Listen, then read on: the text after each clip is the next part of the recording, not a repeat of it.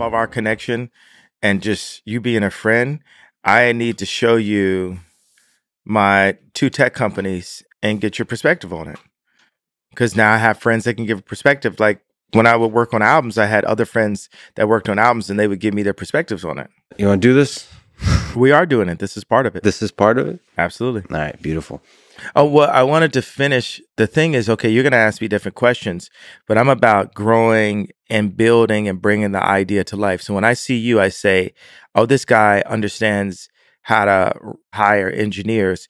Where I'm coming from Hollywood, coming from press, coming from media, all of the guys, that so many of the guys that have been like voices and faces and talking heads, whatever, have not understood how to engineer product. And that's the reason why I was able to jump past everyone in the entertainment field and become, whatever the net worth is, 11 billion. I'm going to stop putting the whole black thing on my worth. Like, let's just see where I am on the scale of life, because that's a cop out for me to say richest black guy of all time, because that's feeding into the same, trauma economy that Black Lives Matter feeds into.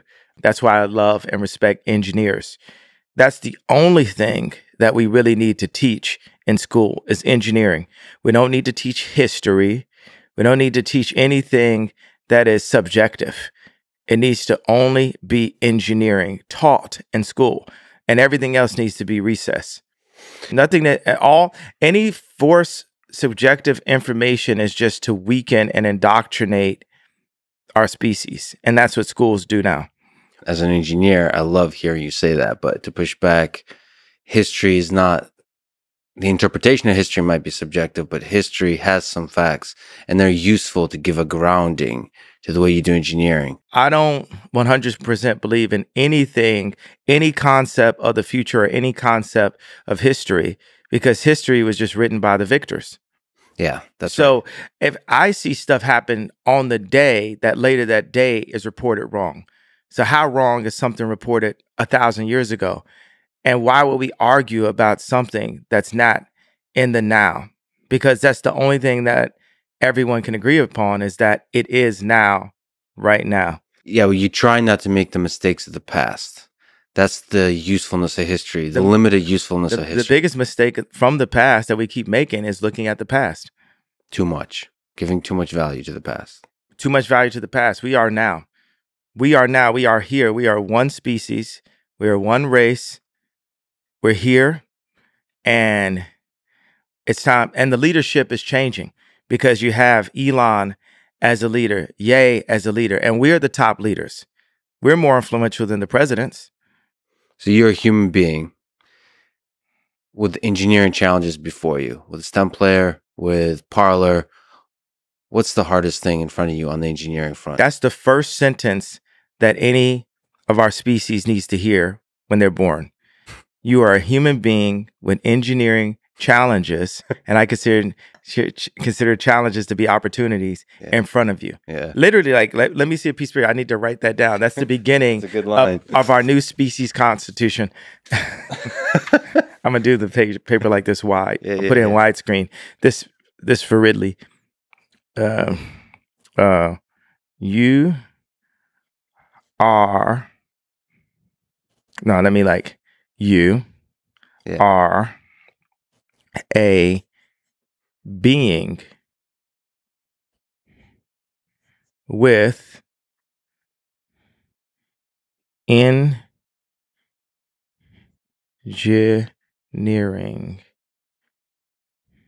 Opportunities or challenges? Opportunities. I'm sorry, I don't spell as good as John Legend. Opportunities in before you.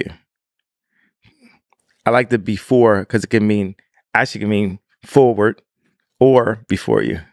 This right here, I've always said I'm the top 5 writer in human existence, but this right here is pushing me to like number 4 or number 3.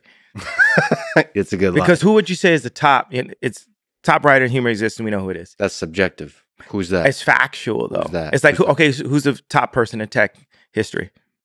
It's not subjective. Wow. There's a non-subjective answer to both of those.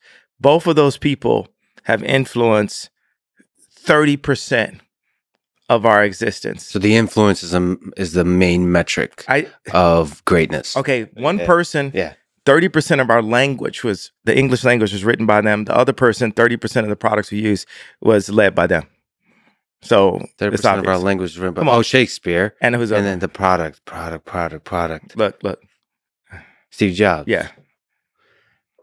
You put Steve above like Elon's of the world? Because Steve is a designer, he's a designer and engineer, but he's a visionary in the design space. Well, I would lean to him because I'm not an engineer, right? So I'm more like... Then you're an engineer. If Steve is an engineer, you're an engineer, essentially. He's a cultural engineer. Like the people who run the emotions of the world and run the world off of people's emotions right now are social engineers. And social engineering is so important, like city design. There's a fancier word for that. But I was in Oxnard last night to see Anthony Jeselnik. Mm-hmm. And I gotta find out what his opening joke was, because I'm doing interviews and I'm thinking I'm funny. And I like that he just kept on saying 20-year anniversary. I've been doing this for 20 years. Mm-hmm. And his opening joke was so high level, I realized that I wasn't funny.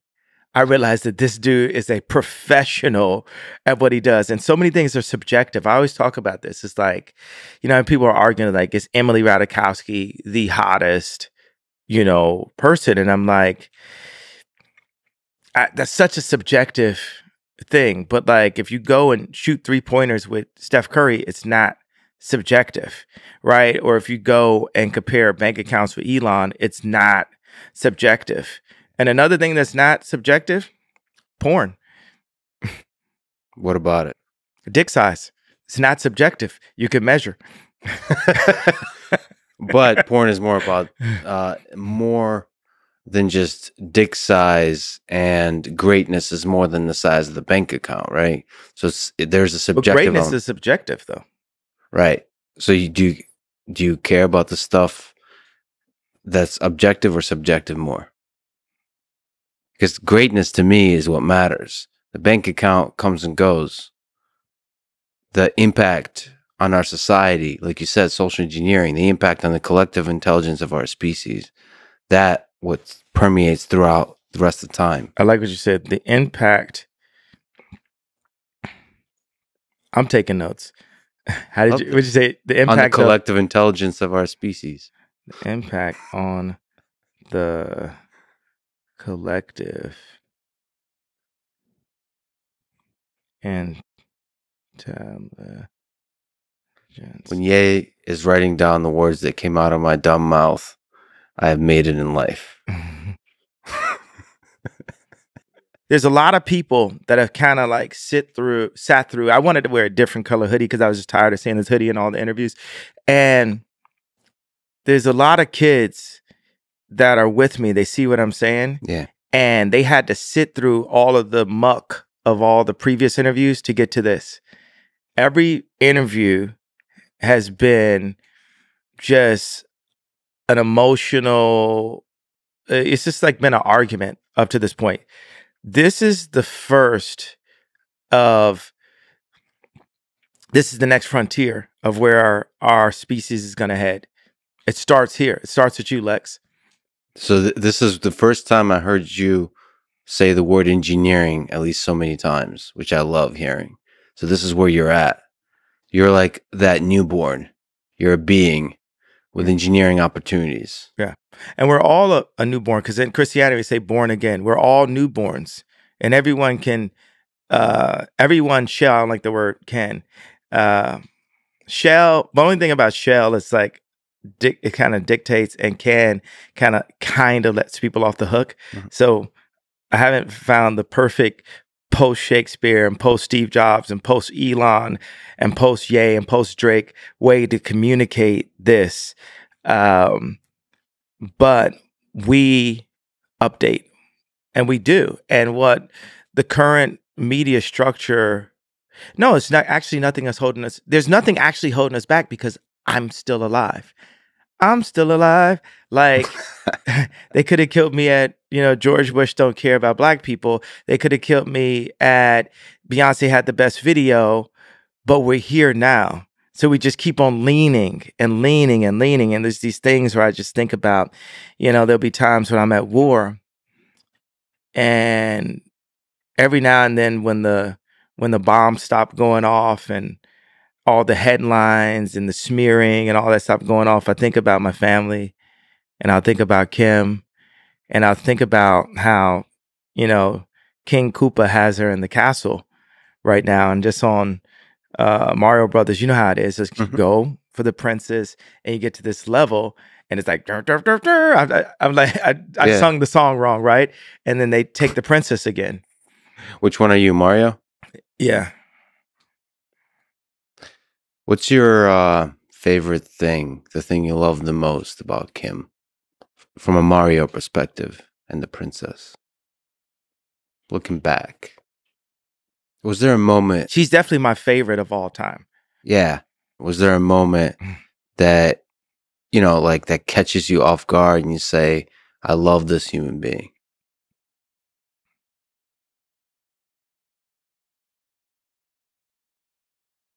Yeah. I mean, it's just the DNA is like she's a mix of Rob and Chris. Can you explain?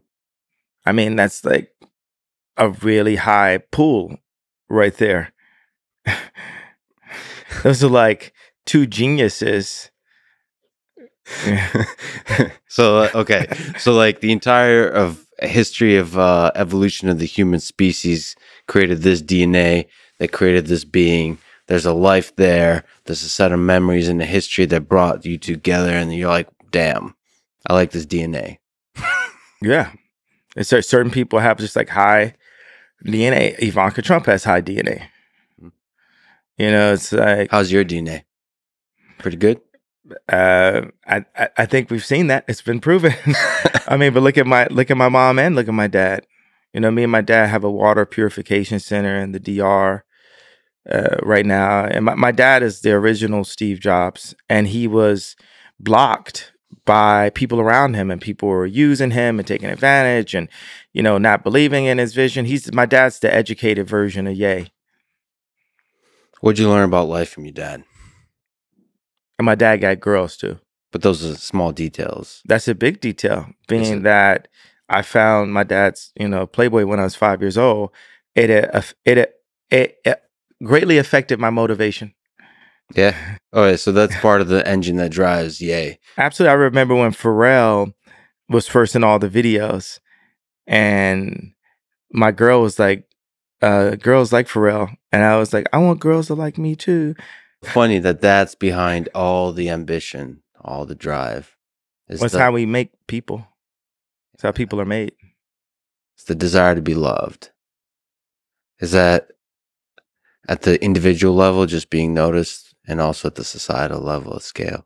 Well, now I've gone past. I'm like at that place where Nikola Tesla was later into his career, where it wasn't about being loved. It wasn't about sitting at the dinner parties next to Anna Wintour and stuff.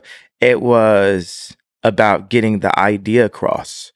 So I have these cells that are very, and I just keep on saying Ridley Scott, but Ridley Scott has a special anointing. It isn't just sci-fi what he's doing. There's something in there, just like George Lucas. There's something different that's there. So what are you drawing? I'm drawing these new living cells that we will exist in. And this is over, okay, let's do like, I don't like talking about money because like man-made money anyway is like 4 quadrillion respected dollars, and then you have other forms of currency. Of course, social currency is super important right now, but this is a drawing, and it's at a pretty good place now. This will be 40,000 square feet. I want to start just talking in meters. I just think we should go to anything to restore the Tower of Basel. Like they said when the, I'm just draw a person here for scale. Yeah, that would help. Okay. What do you think of that? Look at my person. See the scale in this room? All right. So. Wait, the dot is the person? Yeah. I'm saying it's 40,000 square feet. But that would be like. What are the other parts of the cell? Okay. So it's a screen. It doesn't go all the way to the top. And it's one hole for light. But the water and the light and air all come in from the top. So that's like the mouth. And then this is the belly button. We're God's iPhone. We're his greatest creation. So this is all connected? These are all connected? Yeah, so I'm drawing how these other cells go next to each other. What's the vision here? Happiness. Then we talk about like what's the motivation? Like, yeah, there's a motivation somewhere in the back of my mind of my family. And if it's like where Moses smithed the rock and God didn't allow him to get to the promised land, because the promised land is family. That is the promise. That is earth. I mean, that is heaven on earth is family. Family is heaven. That's the promised land. And for your family to be together. So say I smite the rock and God doesn't let me have my family back. My mission in life is still to promote families at all costs and make families' existence easier. So you take this thing, you put a localized farm, say if it's in a community, that we do localized growing, and then we partner with Big Pharma and say, hey, you're actually going to make more money by making better food. Because at the end of the day, you want money right now. It's like everyone knows that between the pesticides and between the medical industry, and especially America, that we're keeping people sick. And we know that McDonald's makes food that kills people, and, Coca-Cola is selling, sugar water and all this. Like, just in case I haven't pissed off enough people in power. Yeah. Okay. So you're going to piss off the sugar, anybody that's powered on sugar. Yeah. Sugar, What's the Health was actually a documentary on sugar. It wasn't about how bad meat was. It was like a reverse documentary on sugar. I don't know if you call it a reverse, like a sub, but if you watch it again, when they show sugar in it, it's just the sugar looks super clean. Yeah. Just so as I state these things, I know I have protection. If I have God's protection, that's why I'm here to this date, right? So it's for me to have this platform and express exactly what I feel, because it's kids out there, right, that it's kids that are going to save the world through engineering and through facts. And I've got to download as much of the information and as much of don't be afraid to state your facts is the biggest thing, because the world is being ran by fear. And that is, no, actually God runs the world, but there's just like little cloud, this patina of our ego that deals with the money and the car and the girl we're dating and all this, in the clothes you wear and spending too much on clothes and a lot of stuff that I've been involved with promoting. So now what I'm promoting is you have the idea, you say it out loud, like if you had Tourette's, say your truth out loud. If you hate you hate me, say that out loud. Say whatever you feel out loud. Like you say it non-violently, non-violent. I have to say that like as, as a shout out to Alex Jones, and Trump, where they try to say that when they say their truths out loud, that it's inciting violence. So let's be like really clear. I'm saying that they have criminalized free thought. I hate when people use they, like they gets the blame for everything, right? It's always they. Yeah. Oh, who the fuck is they? Exactly. The problem is they is us. Yeah. Well, I love that. What we need to do is turn I to we. So we take the responsibility and turn they to us. So we take accountability to us. I to we, and they to us. And that relates, it's a language at the same time. You're seeing the language of our surroundings. You're seeing the language of okay, one of the things. Okay, let's go back to the cell explanation because I'm also doing a what's that thing when Elon just put all the information in the open and people could figure out if they could figure it out and open source. Yeah, open source. So I'm open sourcing this idea right now so that engineers and anointed people, anointed beings can collectively contribute to this to push our species forward. So where I've got to with my research is that there will be a hole at the top that allows natural light, natural air, and there's a constant water system. So it becomes like a water city where it's a constant flow. It's regenerative. It's not wasting the water, and it's just a constant flow. So I put the toilet really close to where I don't want to call it a wave pool, but in the pool, the water is not still. So that exists in water. Surrounded by water. Well, the living room is you have two rooms. You have the dry room, which people would call the living room before, and then you have the wet room. How is that a source of happiness? What is broken about our world today that gives you in terms of the pursuit of happiness, which is one of the things? Well, all of our buildings in the previous Declaration of Independence. All of our buildings are based on just the industry and the economy, and then people lean into what people are used to seeing, like what we think is attractive. Because then you go back to the women who give life. So everyone wants to be attractive to the attractive. And that's the reason why the media goes and gets, Bella Hadid, Kim Kardashian, Emily Ratajkowski. Those are the only ones I'm going to... There's more? There's more, but I'm thinking of the ones that I think are attractive. Yeah, it is subjective. Yeah, because it's subjective. So to my subjective, which I think the only guys that could argue with me on my opinion on girls would be Brad and Leo, because we're the only ones with the track record. Everything else. So for everybody else, it's subjective. We've got history. So, are you happy? Absolutely. I'm just here. It's actually, it's difficult to make me unhappy. Now I can deal with frustrations, but when those frustrations are, it's like when you've allowed people to be in your life that shouldn't be there, and then they do the thing you knew they were going to do, and you're screaming at them, but you really need to scream at yourself. Yeah, so you realize anything that's like anger or frustration, that's something that's wrong with you that needs to be dealt with. Yes.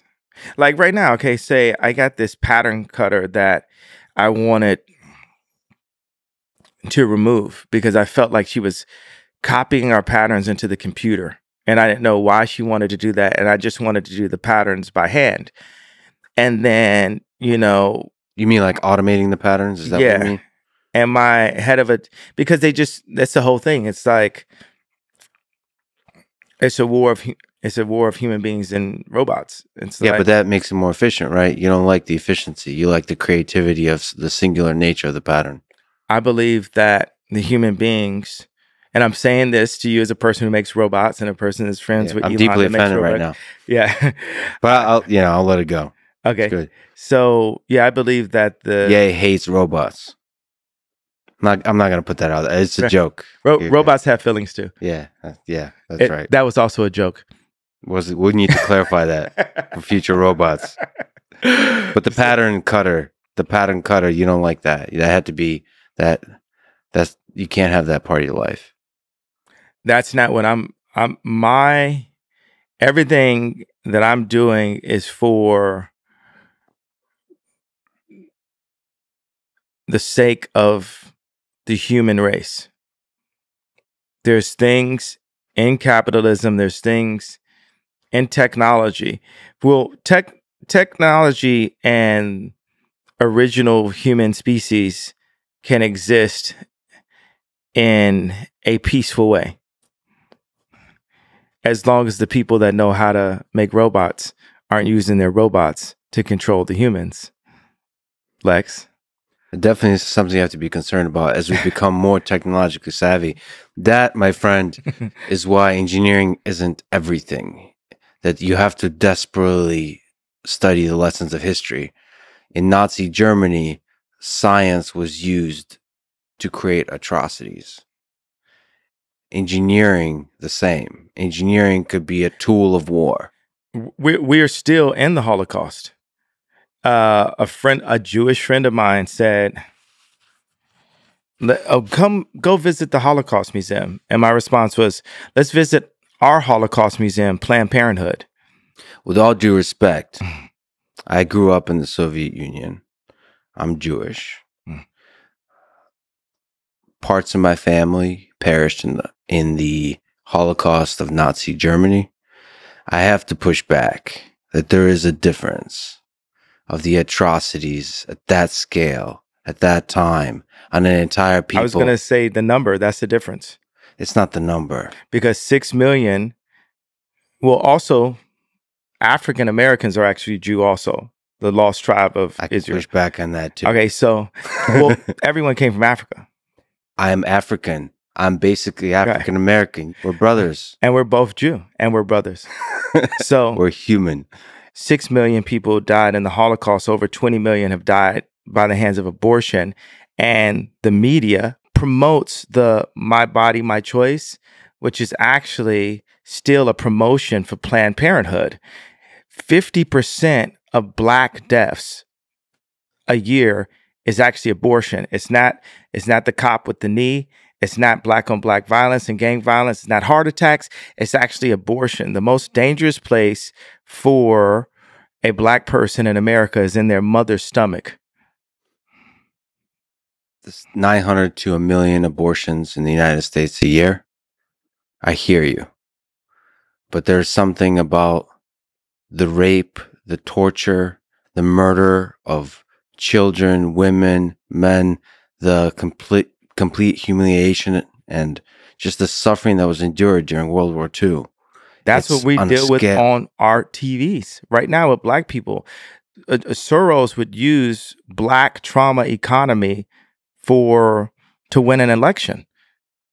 And what I love is having a healthy conversation. And as opposed to, there's certain things, boom, this drops, people are going to have pussy hats on. Boom, this drops, it's going to be, Black people and white people with signs. Boom, this drops. So, hey, China, hey, left agenda, hey, what we're going to do is say that our species can have a healthy conversation. Can I just linger on this? Because when you say Jewish media, there's a echo of a pain that people feel that reminds you're saying it's redundant, right? No, I'm not saying it's redundant. I'm saying it's redundant. You're saying it's redundant.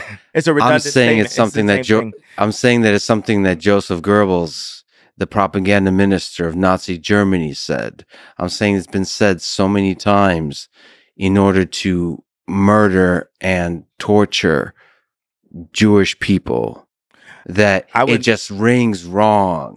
And that's the just thing. Like the N word when spoken by people that have the same skin color as me, it reminds people of a very dark time. I know. If Jewish people would accept that I'm Jew, then they would see what I'm saying in a different way. They would hear it in a different way. But see, the people, you saying you're Jewish, No, I'm Jew, not Jewish. Jewish means like that of a Jew. I'm saying I'm Jew.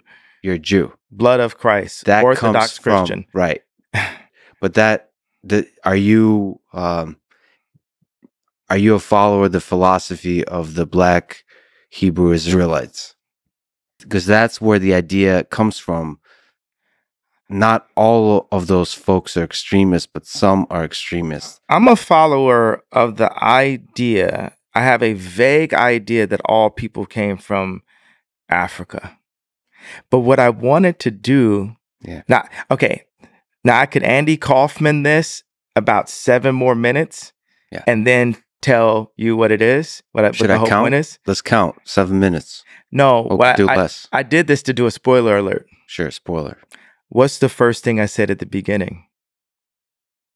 We're talking about engineering and humans. We're all And I human. said, and then what did I say we shouldn't focus on? Race. Not just that. I said they shouldn't teach this in school. History. The history, because what they do, what schools are doing is exactly what the CIA does with Pixar films and Disney films. They make Bambi's mom die in the beginning, right? And off that pain comes a purchase of ice cream. Off that pain comes, I need some more toys. Off that pain comes, I need a bigger house. Off that pain comes, I need more girls than my wife. Off that pain comes, so they put that pain in to make us, now we're the orphans of capitalism, to make us be consumers. And we need to be a community, not just consumers. So I could have went another 7 minutes by being a person who presents himself in a way that says, well, I don't have to feel your pain because I also have pain too that's not being recognized. And in every interview, when I say, well, why did I get to the point of putting up the tweet?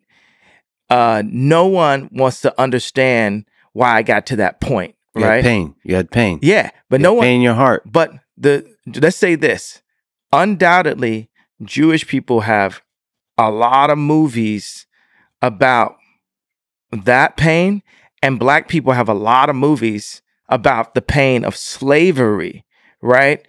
It's almost impossible to find a movie about Mansa Musa. When you go to the African History Museum in Washington, D.C., it doesn't start with the idea of Africans being kings. It starts with the idea of Africans being slaves. But here's another interesting point about this. This was said to me one time, and it stuck with me as a family member of mine. With Africans, how many times you've heard like a rapper, talk about we were kings? That's incorrect if we're Jew. If we're Jew, and since we are, we weren't the kings. We were the slaves that Moses freed. Africans have always said, you've listened to rap music and hear Black people say, we kings, we blood of the pharaohs.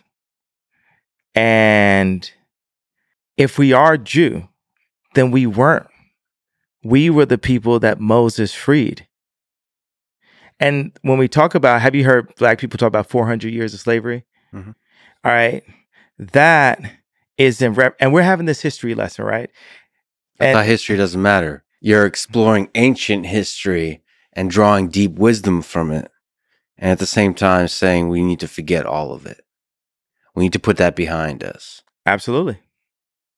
We need to forget it and we need to move forward. There's so much wisdom to draw from history, even the 20th century. Look at this. Communism.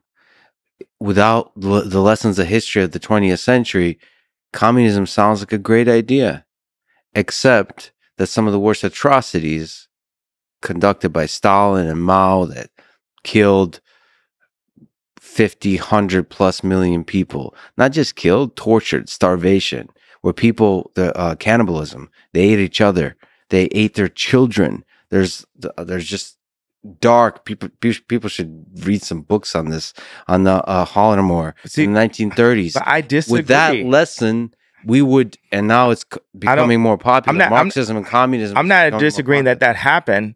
I'm disagreeing that we need to harp on the things that happen, because the truth is, I'm giving a fact. 50% today of, let's say you don't call Black people Jew, right? Black people's deaths today is abortion today, right now. Like that, it's not racism. That's too wide of a term.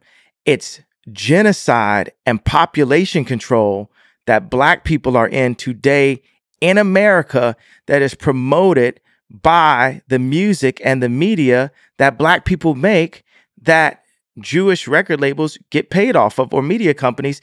Record labels and media company also, so let's give it a wider. I agree with Martin Luther King. I have a dream too. Martin Luther That one King day was you would not be judged by the color of your skin or your race, black or Jew, but by the content of your character. All the assholes that fucked you over in the music industry, fuck artists over in the music industry, are individuals. They're not Jews. Can you they are Jewish. it doesn't they're human with opportunities, and they took those opportunities. I don't care if they're Jewish. Do you feel like I Jew. should release that pain and separate it? Yes. Okay, so if you're saying I should release that pain and separate it, then I'm telling you should release your pain and separate it, and we could get to the list of how you are a being with engineering opportunities. That's 100%. I see what you're doing. That's exactly what you're doing. The pain, I'm gonna let it go. Engineering challenges, I get it. One of the problems you highlight is people get fucked over in the music industry, and get fucked over in the media, get fucked over all over the place. There was a Jewish trainer that brought me to the hospital and put in press that I went to the hospital. I know friends that off of exhaustion, a Jewish doctor, they diagnosed Why do you keep saying Jewish? Because they were, right? Diagnosed me with bipolar disorder and shot me with medication and put me on medication, then put it in the press. And every time, even if I wore the wrong color hat that a nigger is not supposed to wear, right? Then they immediately say he's off of his shit, he's off his meds, he's off his rocker, and it's literally used as a scarlet letter control mechanism for the people. Understand, the kids, the colleges, the high schools, what do you think they put me right now? They put me as the prophet, not the leader. It doesn't have to be the leader, right? Because we need a more intelligent person to be the leader, but at least, right?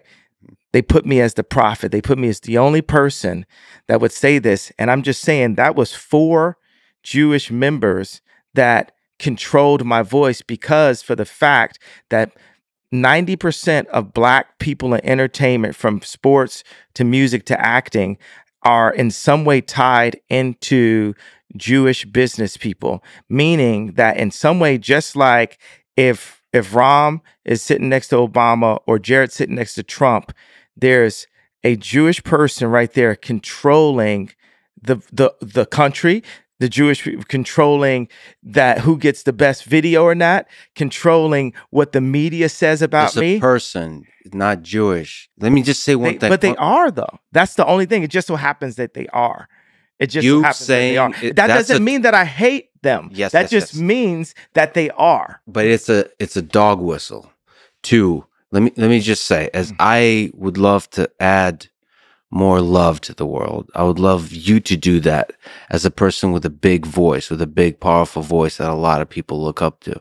And when you say Jewish media, it's funny how this world works that way. When you say Jewish media, or Jews are controlling the voice of Black artists, Black people, Black artists, when you say that, am I not allowed to say it out loud? You can say it. There's a large number of people that are hurting and have anger and even have hate in their heart when they hear Jewish media. That hate starts being directed towards the Jewish people. Do you acknowledge that? Do you understand? Can you feel the hate in the world? That comes to the surface when you say stuff like that. Okay, I feel that when we go into therapy, my dad was a therapist, and obviously I've got some therapy skills myself. A lot of people, my music is healing. These type of spa-like existences are healing. The color palettes I use are healing. And we can use healing words, right? What I really feel I feel that there's no accountability and no responsibility on Jewish people in media to at least start with owning up with the facts of what's dealt with, and tell me, if I say the facts out loud, to the point of Ari Emanuel writing a letter in the Financial Times trying to take food out of my children's mouth, telling people that they're not allowed to work with me. Even Chris Como or Pierce Morgan getting me to apologize and separate Jewish business people from the families of the Jewish business people, which I did. Update. I did that. That already happened. And that was a shitty apology. That wasn't really an apology. But shout out to that conversation. I need to get on my knees and kiss the dick of Howard Stern. And you don't need to kiss anyone's dick. But that's what you guys are acting like. You guys, look at that. Because you're talking about it's a shitty opinion, apology. But where's our fucking apology? Watch this. Sorry. We don't get. Thank you. Now let's move on. Sorry. Do I need to get on my knees or no? And kiss my dick. Oh shit. So this escalated quickly. So that's escalated quickly. So nice. What? No, I'm saying where's our apology? But we can't get to apology because you're telling me there's no right way for me to word it. So tell me, for me, a person who's been fucked on my deals and a person that has friends that never figured out how to make shoes with a German company that couldn't tell me to wear a BLM shirt and take off my red hat, like what would have happened if I was at Nike, right? Tell me exactly how to engineer the situation I'm in. I'll tell you exactly how. You got a big voice. Have the balls as a man to call out the individuals. Don't call them Jews. Call them by their name and start a war against those individuals. They're not Jewish. But if that's the case, will you help me with that? Sure. Okay. 100%.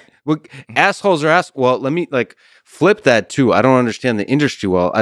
I see that people are fucking people over for sure. But how do you solve that? If you right now run the world's, you're doing a million things, but say you ran also a record label. I have ran a record label. Well, I've been ran by a record label where I was the face of a record label and had Big Sean and different people complaining to me. And I knew fuck about running a record label. I was simply just a talented producer and an influencer that then started good music, but I wasn't the one running good music. How would you do it differently? This is something I propose. I would look at the top 10 execs in 3 fields: in sports, film, and music. And I would look at the top 10 clients, participant, talent. I would look at the top talent in each of those fields, the top 10 of them. And some of them are going to be Tom Brady. Some of them are going to be Taylor Swift. Some of them, they're not all going to be black, right? Some of them will be Adele, right? And we'll look at all their contracts transparently, and we'll compare the notes and re-engineer like it's a new constitution. Yeah. Because when I told my dad when I was 19 that I was going to get into the music industry, he begged me not to. He said, I heard it's treacherous. Now I'm in a position where I've been through it. I saw it. I went out, made some money somewhere else.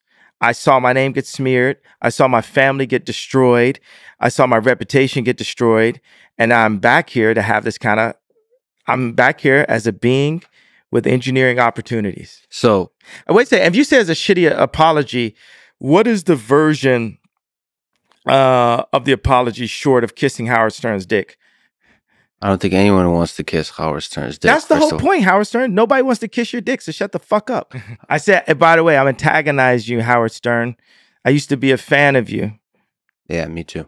Yeah. I'm still a fan sometimes. Now you're just doing clickbait like everybody else. Now you're just a sad old man, Howard. All right. Now, Howard Stern, this is the first time anyone's said your name in years.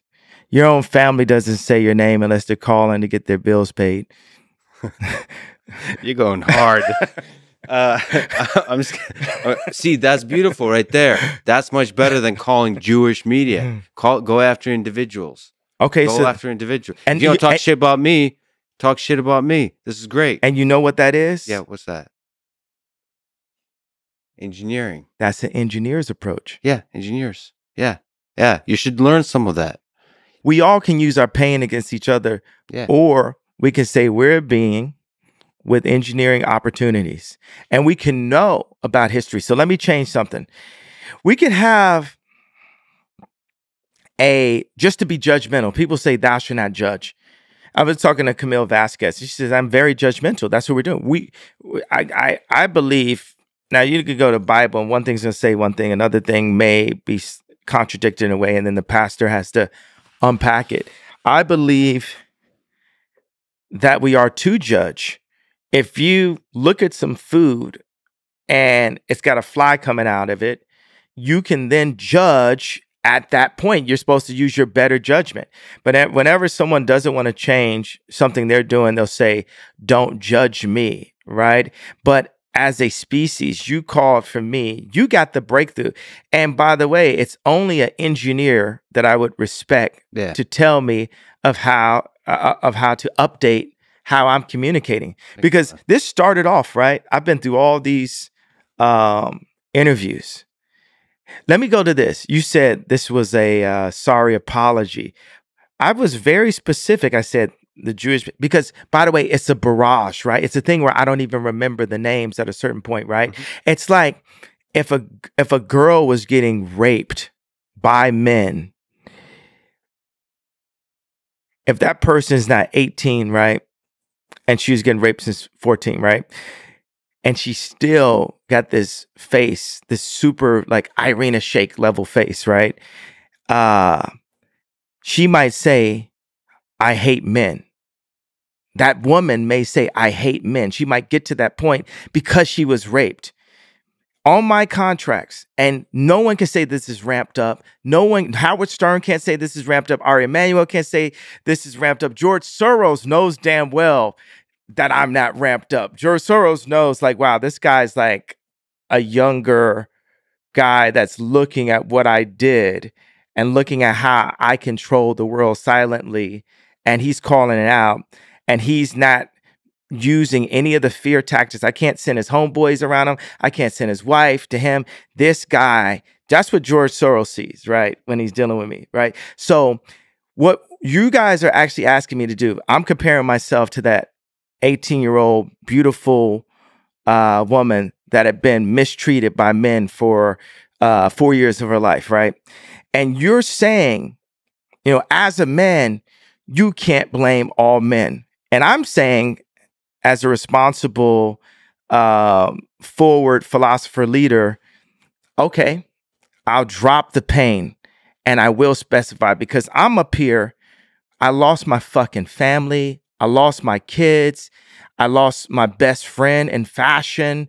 I lost the Black community. I lost, you know, people said I lost my mind, all of these things, lost my reputation. And I'm up here just like, I just want my family, but I don't want my family to have to say what the left wants us to say. To have to say what China wants us to say. I want to be an American and protect my kids and protect my wife and raise my kids as Christians and have my wife be a Christian and innovate. And America made rock and roll. I want to innovate as a creative person and be a successful American. But all of that had been taken away from me. So I'm coming back. And I'm removing the PSTD right now, right? I'm standing up and saying the only way that we're going to be able to get past this and the way God is going to use me right now is for me to stop talking about the pain, stop talking about what happened, and do something about it. And that's where I'm at right now in this moment. Like, yeah, people agree. At least there was something where you could say he has a reason of why he got to that tweet. And what you're doing for me today is saying, yo, that was a sorry apology, and let's specify. I'm not asking for anyone out here to empathize or sympathize for a dude worth $11 billion that can make money disappear. Appear out of thin air in 5 different industries. You know, I'm not asking for anybody to sympathize with someone who's married to Kim Kardashian, dated Irina Shayk, but like I feel like I'm just not going to get the sympathy vote in this situation, right? So I feel your pain. I feel your pain. Yeah, I feel like no one's going to feel my pain. Only Brad and Leo can feel my pain, right? So but still, but here today, when you said it's a sorry apology, what's the apology that you're looking for as a Jewish engineer? Oh, no, say as Lex. Let's not talk about you being Jewish. As Lex, what's the apology that you want me to say to? Am I allowed to say Jewish? Tell me. Is it anti-Semitic for Ye to say Jewish out loud? No, there's I don't like the allowed. That presumes censorship. I think you choose. You have a powerful voice. Did I prove that there was censorship over the past 2 weeks? Who censored you? Oh, Drink Champs. Oh my Lord. Oh, like Twitter and so on. Twitter. That has less to do. Drink Champs. That hurt you. That Drink Champs. That Noor took down your conversation. No, it didn't hurt you. Man, you gotta be honest about the pain. We're still the kids we used to be. I put my hand on the stove to see if I still bleed. And nothing hurts anymore. I feel kind of free. No, do you think, I went to Japan for 2 to 3 months, right? The day I had Sunday service, my kids are supposed to be there, and my kids were nowhere to be found. And I text Kim and said, "Where are my kids?" We get into an argument, and then I get a text from a number I don't know, and it's Pete Davidson bragging about being in bed with my wife. Then, just fucking with you? Well, at that point, it's like they're trying to put me in jail or put a friend of mine in jail. Because then I'm going to go surround the hotel and do something which would have me not be able to be here. And instead, I walked away from that situation. I went to Japan, like the samurai that I am, and went to the top of the mountain. And because I knew there was no way she could love this dude, not just because he's ugly. He's not black. She likes black guys. Every guy that she, is with looks exactly the same. Ray J, Reggie Bush, at that time, Kanye West, she has a type. Just like how I have a type. Like a lot of my girls look kind of similar to her because in a video game character, people have their type, right? So I knew that this was like... The princess has a type and she likes Mario. Right, there you go. As somebody who cares for you and hopefully can be a friend, I gotta say these words and the words about Jews is not the words of a samurai, of a great man. I would say, you said something that resonated with a lot of people when you said George Bush doesn't care about black people. I have to say, as somebody who cares for you, that the artist formerly known as Kanye West, doesn't care about Jewish people. In the same way you spoke about George Bush being a politician and not giving a fuck about the poor people that suffered after Katrina, you're not giving a fuck about the suffering of the Jewish people across the world. Why am I not? Because you're giving strength, motivation. But we already updated. I gave an apology. You said it wasn't good enough. Yeah, that's right. Now you're telling me, no, I'm not gonna. No. You don't need to kiss anyone's dick. What you're asking me to kiss. You have to say it was wrong to say. There's no Jewish media. There's no Jewish. There isn't. There's no control of the media by Jewish people. You're an engineer, brother. If you're an engineer and you're not holding to the truth, that's not engineering. Engineering is not. That's hate. That's not engineering. Engineering it's says, I'm going to build a better record label. It's called stereotypes. And I'm going to respect art. Stereotypes exist for a reason. Engineers don't do stereotypes. I do. Stereotypes are dumb. They allow you to channel hate towards the other. You know what the biggest thing is? Yeah.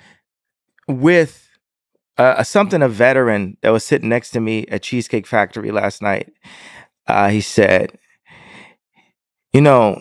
the general justice, he serves for whoever is the president, right? And he said, what's happening in politics is we're forgetting we're on the same side.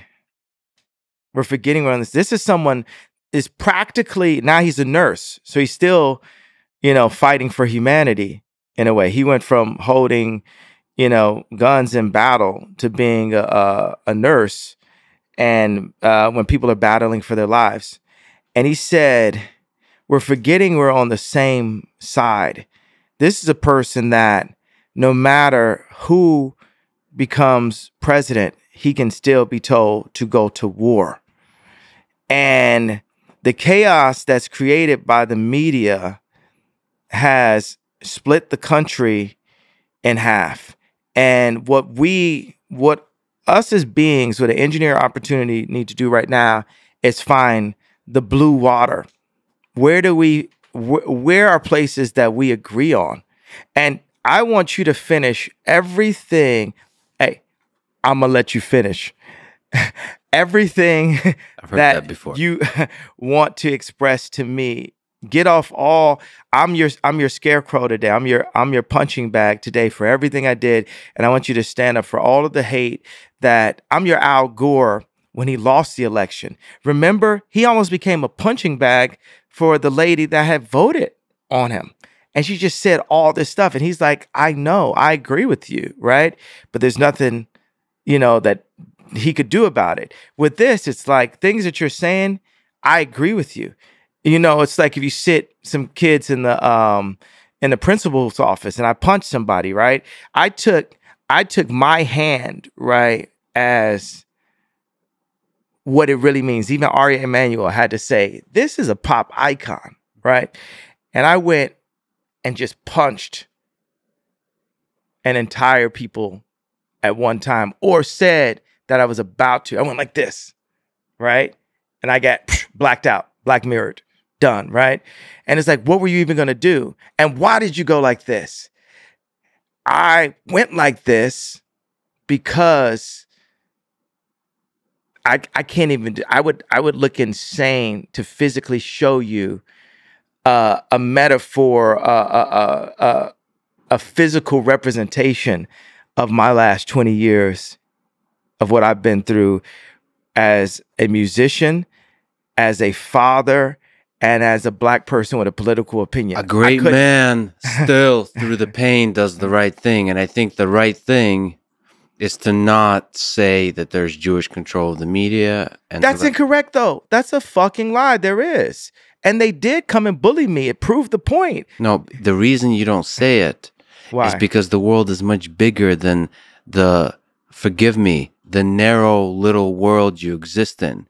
Your impact stretches way past those little boardroom meetings over contracts. So what should I have done? What should I have done? Not say that you should be a strong man that doesn't mention religion or people, and then fight.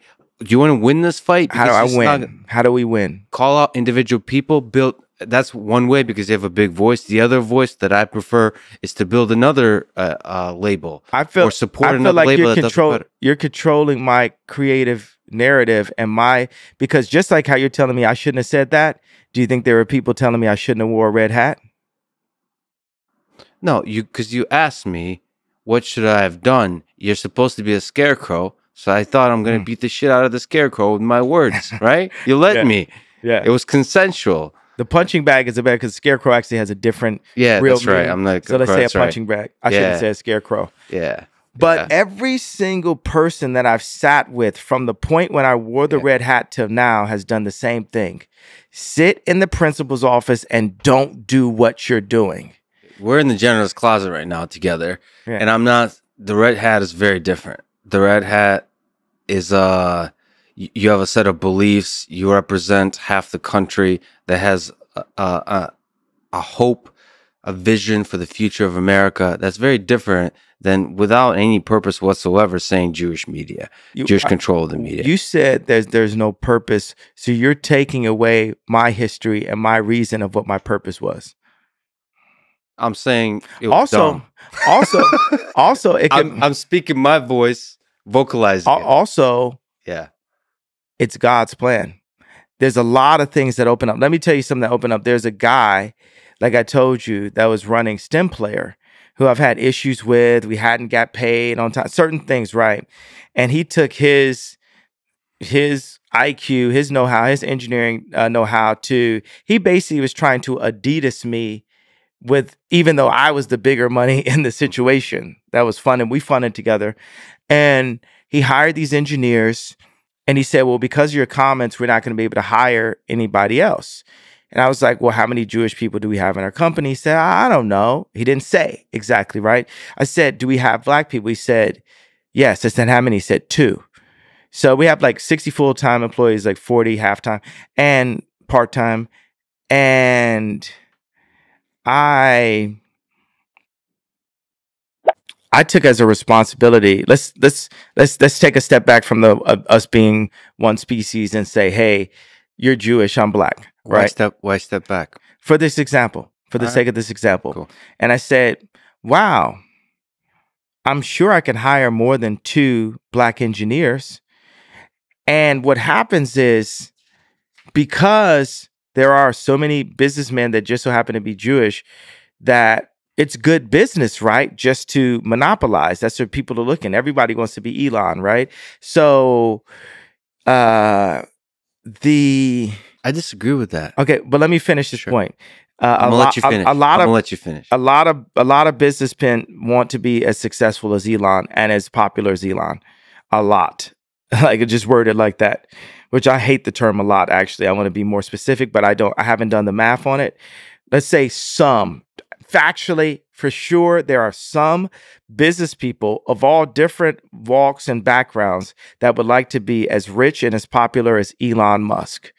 So let me just take a step back from the we're one species into the we're separated by race, gender, socioeconomic class conversation, and say, as a black owner of 2 tech platforms, hardware and software, I need to take action. Let's not call it affirmative. Let's just say I need to take action, and I need to take accountability in ensuring that black engineers are hired, and guess what? Hired together.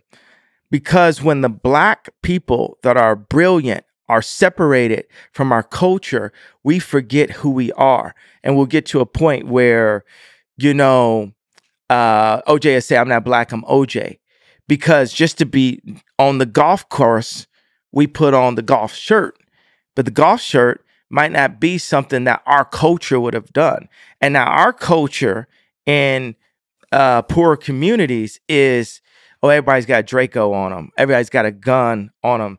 Oh, if you run up on me on the gas station, I'm going to kill you. Hey, you ain't got to talk to me like a man if I haven't killed at least 5 people. But you know what happens is we can kill 5 people. We could kill 10 people and still be in the media as long as we play by the rules, right? Because what will happen is any of these guys that have talked about killing people and different things, unless Trump had pardoned them, right? But let's say, even if Trump had pardoned them, they could still go to someone like a Lil Boozy or Meek Mills or Puff Daddy, anybody, and say, hey, we need you to talk shit about Ye right now. And also, you're not allowed, if you do want to vote for Trump or vote outside of what this arrangement is, then we're going to put you in jail.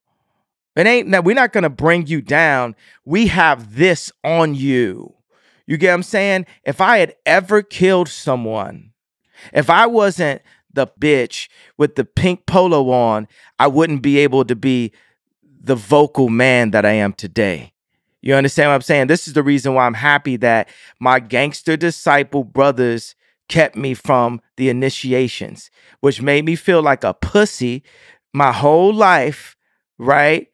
But now I am someone who legally can say this. Other people in my position, they legally cannot speak.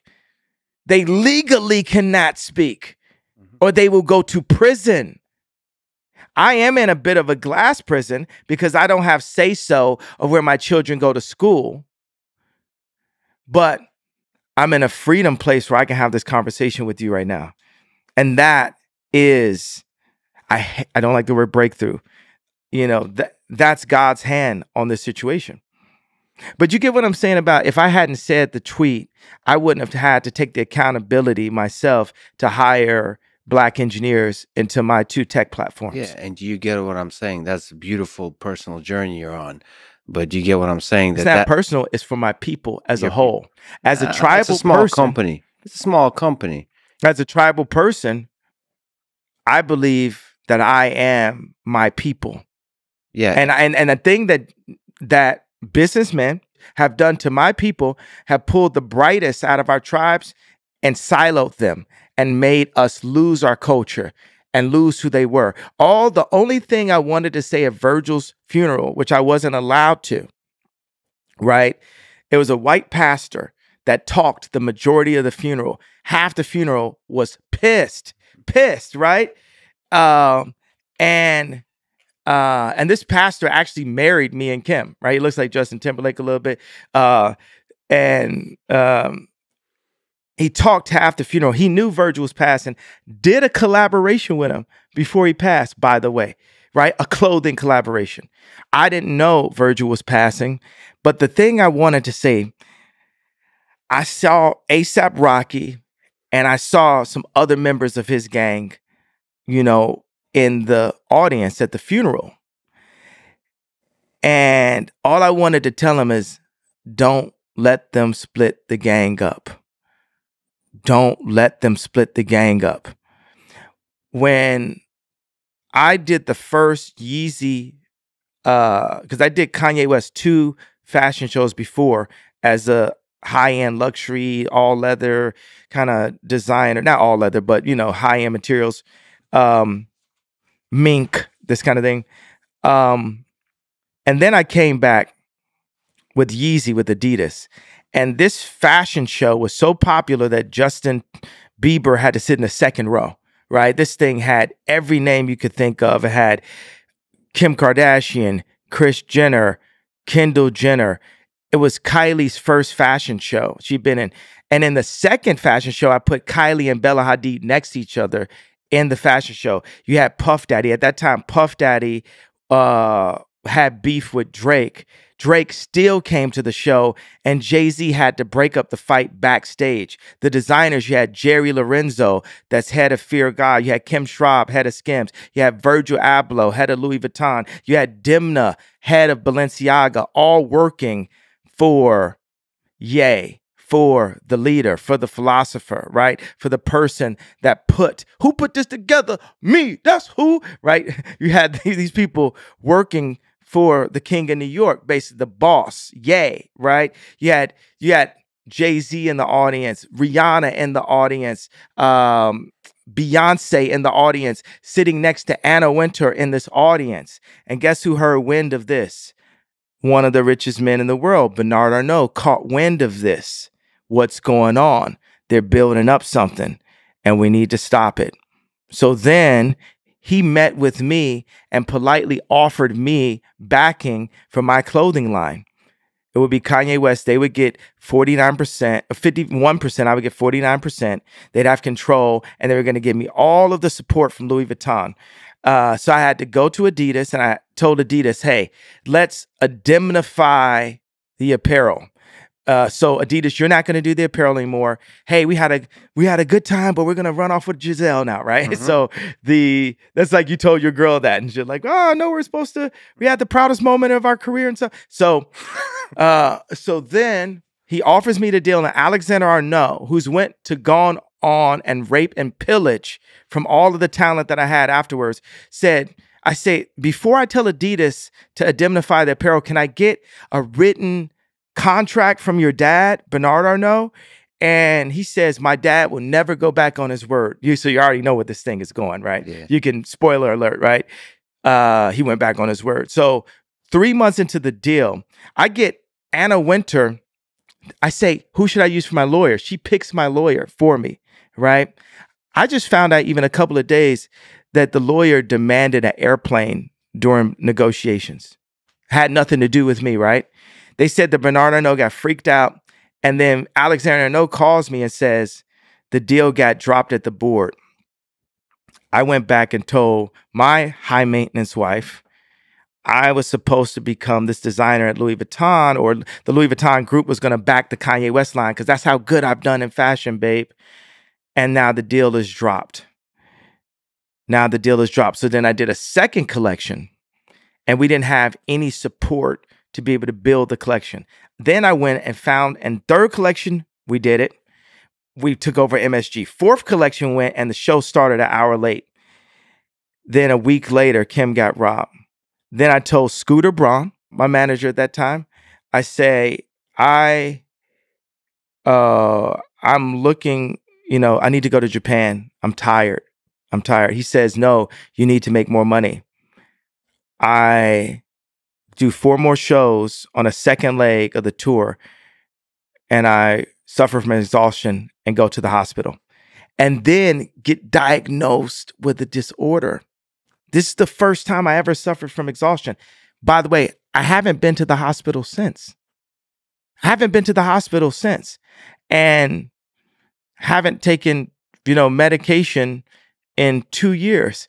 And I'm sure there'll be people in the media, we won't say, where from will say, well, that's obvious, right? So, right now I'm talking to you, right? I'm not on medication. I just go to sleep, right? I have sleep. Have you been able to sleep? That's too low hanging fruit for you. You're more. I expect more. Right. I agree. I expect more. I agree. That was dumb. I regret it. Okay. That's like Pierce Morgan trying to grab ratings. Say like, you got a whole life ahead of you. These guys are at the end of their life. Oh, good. Right, so this story call me out of my shit. I love it. But then, amidst that, the same guy that dropped my deal, Bernard Arnault, goes and hires my best friend. Goes and hires my main engineer, right? It would have been like them hiring, Elon from Peter before they figured out Paul, before they figured out PayPal. But Paul sounds like, Paul sounds like Paul. I just say it because I'm a Christian. I thought it was cool. Yeah. But it would have been like, what if someone could have went in and took Elon away from Peter before they pay Paul? Because they pay Paul. Yeah, before they pay Paul. It's just too close. Yeah, too close. It just sounds so fresh. The fact that it's so close, right? And that's what happened, right? They broke the gang up. Yeah. And I'm telling you right now, that hadn't happened. Virgil's alive. I'm still married. You know what I'm saying? The power structure was broken then, right? Because we were building Kylie wasn't a billionaire. You know what I mean? Yeah. We were building something together that a French colonizer came in and caught it early and tried to destroy it. But the only thing is, God is alive and I'm anointed. And even with those drawbacks, losing my wife, losing my friend, exhaustion, all of these late night tweets that piss off an entire group, like this, the frustration still there. I work for God and God runs the world, and we'll see what happens. But in those words, don't you feel that being split up, don't you feel you're doing the thing that you stand against, which is playing victim? Aren't you playing victim to the forces in the world? I didn't play victim. I didn't even get a chance to play. I just said I was about to. I said like this, like. No, you played pretty damn well. What do you mean? What do you mean about to? You're like one of the greatest designers in history, fashion designers. You were playing. What do you? You are playing. What does that even mean? I thought you were referring to the tweet. All of victim it. There. Well, there's a full set of things that you're under attack for. The tweet and everything beyond that, but like you're blaming, not blaming, but you're saying that the Jewish media, the Jewish record labels, the Jewish people, forget Jewish or not, doesn't matter, is playing victim, right? Ultimately, I am fighting a battle in the spiritual form. And anyone that believes in God and is looking at this interview would agree with that. And I just so happen to be a bright part of God's army. I'm fighting for us to live. The greatest gift is life itself. I am pro-life. I am pro-God. I believe that Jesus Christ is our Lord and Savior and died for our sins. What do you feel about another attack, another painful thing? I imagine super painful is Balenciaga pulling you had a really close relationship and friendship with their creative director.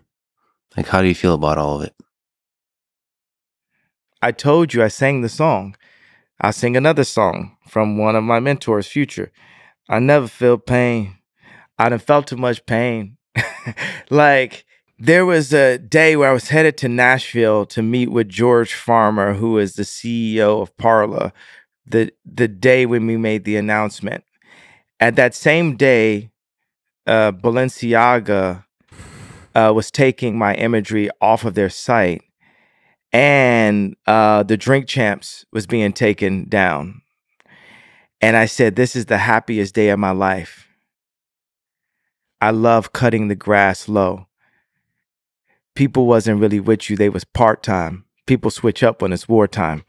I'd rather have people who are really with me and not people who are just trying to use me. Listen, as a friend, as somebody cares for you, you have to be really careful by the people, by all people, always. The people that are going to be try to be close to you now, you don't know if you can trust them anymore. Even more. With the Balenciaga, I have more to say about it, though. Yeah. Please. Let's do this. Yeah. Demna will still work for Ye someday. And this is just speeding the process up. Have you talked? Can you share if you've talked?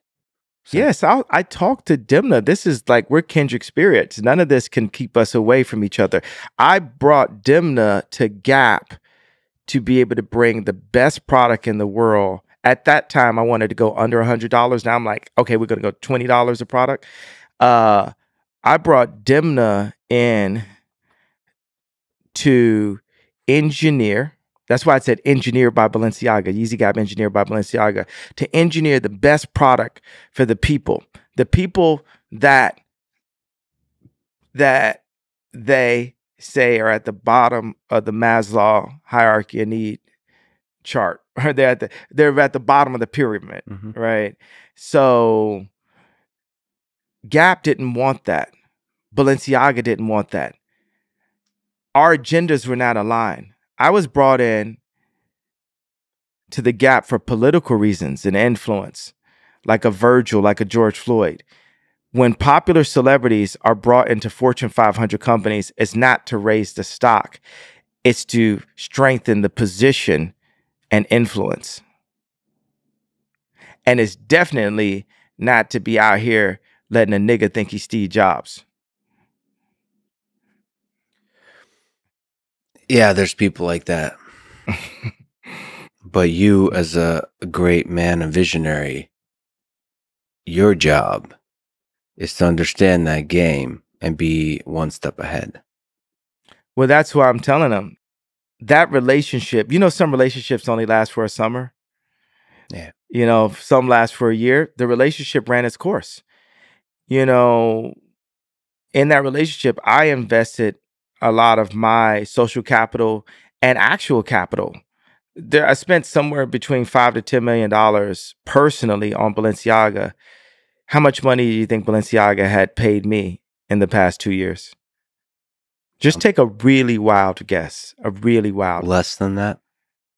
Just take a super wild one.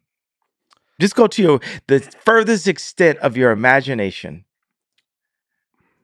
1.2 million. Lower. 500,000. Lower.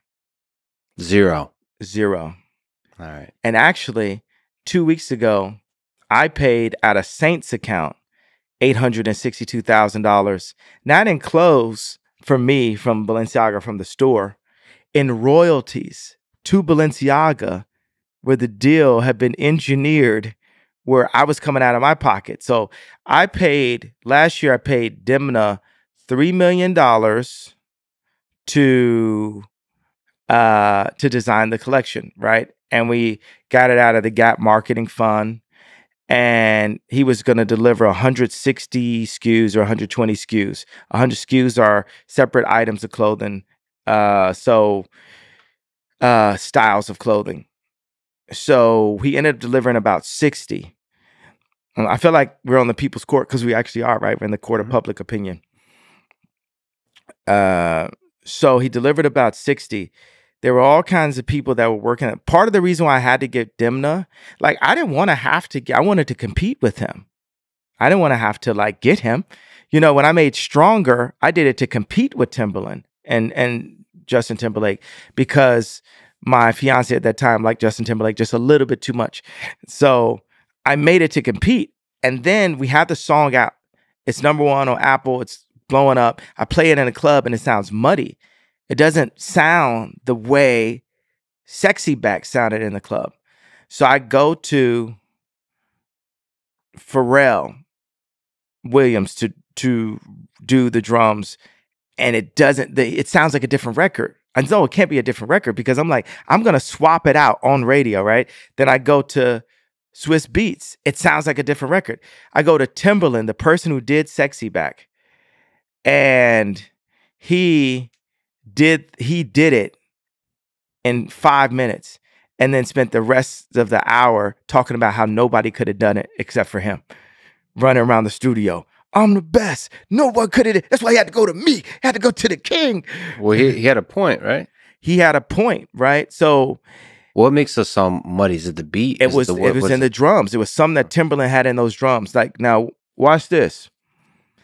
I said I'm going DEFCON 3, right? And the actual, I spelled it wrong. I have a tendency to do that. I'm not quite John Legend, tight sweater level, spelling bee level. So I feel a parallel to me going to Timbaland to when I said, hey, you as an engineer, I need to work with you as an engineer that is Jewish to look at these contracts and what my people, not just Black people, let's say artists, are dealing with in our contracts. These contracts need to be fixed. Everyone could be so mad at the messenger, right? Yay, you said it the wrong way. You're offensive. You're like Hitler now because you said it. You said this out loud, but it does not, you weren't getting enough sleep. All this shit does not negate the fact that we do have, Houston, we have a problem. Yeah, but it's just the music industry. Like, there's a lot of hate that was created by just saying that, you know? But you're saying what is just is everything to me, right? Yeah. One person can mean everything to me, right? And for George Bush, winning an election was everything. And then when you said George Bush doesn't care about Black people, that you woke him up. You woke the people up to the fact that he was narrowly being selfish. There's a sense to which you're being corrupted by your own greatness, that you're focusing too much on the industry that you've made great, that you've rose to the very top. One of the richest artists in history, one of the greatest designers. I am the richest artist in history. Probably the richest artist in history. Yeah, They say, the funny thing is they're like, oh, richest Black person, like, oh, also richest actor, richest musician, richest fashion designer. Like, it's a bunch of riches in that one. You know what I'm saying? It's like richer than Ralph Lauren, like richer than Armani, like richest, like of that, but still low. Like, because where do you put that? You know, like on the totem. Because I don't even want to. Man's bank account isn't everything.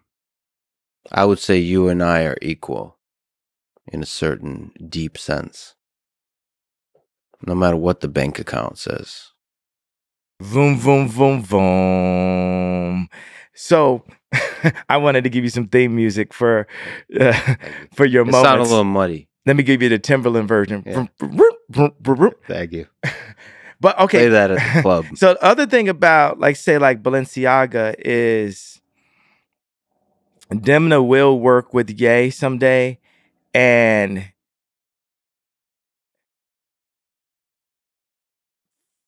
for Cedric and for Francois Pinault, and Salma is a beautiful human being. 5 years from now, you'll hear and know the name Ye and know things that we did. And Balenciaga is not going to make it onto your questions. Would you, as a gambling man, would you bet on that? I would bet on that. I can see it in your eyes. Let me ask you. So it was sad. It was actually a sad day for me, not for me, but more for Balenciaga. I just, when I heard that, I was just like, oh, Shame. Let me ask you a silly question, just about them. That I read something that you two talked about, like buttons, for a few hours, That my gumdrop buttons. just in that accent. Me and Dim only speak in Shrek. What's your philosophy with which you approach design? You are one of the great fashion designers of our time. How do you think about it? Do you have a philosophy? You know what I like about the zipper is the zipper hoodie replaces the dress shirt. Because you could get on your douchebag shit and like unzip it and give it a little bit of, that type of look. And Which is the douchebag? like when the the douchebags that go to Vegas and unbutton their dress shirt. Yeah. And the problem with the pullover hoodie is you can't do the douchebag thing where you unbutton it, but then still get the stomach. Because the thing is, the ultimate look would be like, military tank, pullover hoodie. And if you get a little hot, you take off the hoodie, but you're like crazy in shape. Mm-hmm. So it gives you that flexibility. Yeah, it's giving the zipper's giving some flexibility, and it's like maybe you want to keep your jacket on. Like let's consider like a hoodie to be like a jacket. If you want to keep your jacket on, then you might want to do this as opposed to pulling it all the way off. Yeah. So and it's just comfort, but then you get, okay, can I do a jogging pant on this with elasticity? Now, people argue about climate, where we are with the climate. I take a responsibility as being the most influential designer of all time to say we're going to use biodegradable clothing. Now, the issue there is the elastic is not biodegradable. So that means it's actually better to use jeans and a belt than to have an elastic waistband, because the elastic waistband is not biodegradable. So I use the planet as the future of the planet is a big piece of the way I engineer and the way we talk about where designs are going. The constraints on your design and engineering is given by the planet, by the future of the planet. Yes. That could almost make Jewish people like me again. Every time you say Jewish people, I think I've been maybe reading a little too much about World War II, but man, I'd recommend you listen to some audiobooks or read some books on the Holocaust, because it's heavy. It's heavy. It will put into context the impact of your words. Would you read books on the current Holocaust that Black people are in? No, I mean, I read. What have you read about abortion? I've read a lot of short form writing, and I've listened to a lot of debates, because it's really humbling that the question of when does life begin is a really difficult question for me as an engineer and scientist. It's a philosophical question. I mean, we could just go on population control, not like if abortion is right or wrong. We could say factually the clinics were made by eugenics for population control, and it is controlling the population, as is the never being given a 40 acres and a mule. So you don't have the opportunity. And when the people that do have the opportunity are separated from our people, our tribe, and placed in suburban communities next to, as Chris Rocco put it, the dentist, and, whitewashed and made to shut the fuck up and, vote left or whatever, niggers are supposed to do when we make it, as opposed to saying, okay, we're building schools, we're building up choirs, we're building up our own leagues, basketball teams, our own factories.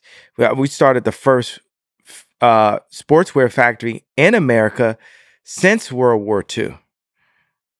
Was actually this factory I put in Cody. So, I'm 45 years old. We're on this journey right now. It's the other thing about this is like people just in general, they love me so much. I'm like actually a hard guy to really hate for a long period of time just because of like my huge cock. And That's what I noticed. I didn't understand why you showed it to me when we first met, but now I understand. yeah, It's very nice. Congratulations. I know you don't talk about it, but your hat does say 24. yeah. If you run for president, what kind of ideas would you represent? That we're beings with engineering opportunities. I would represent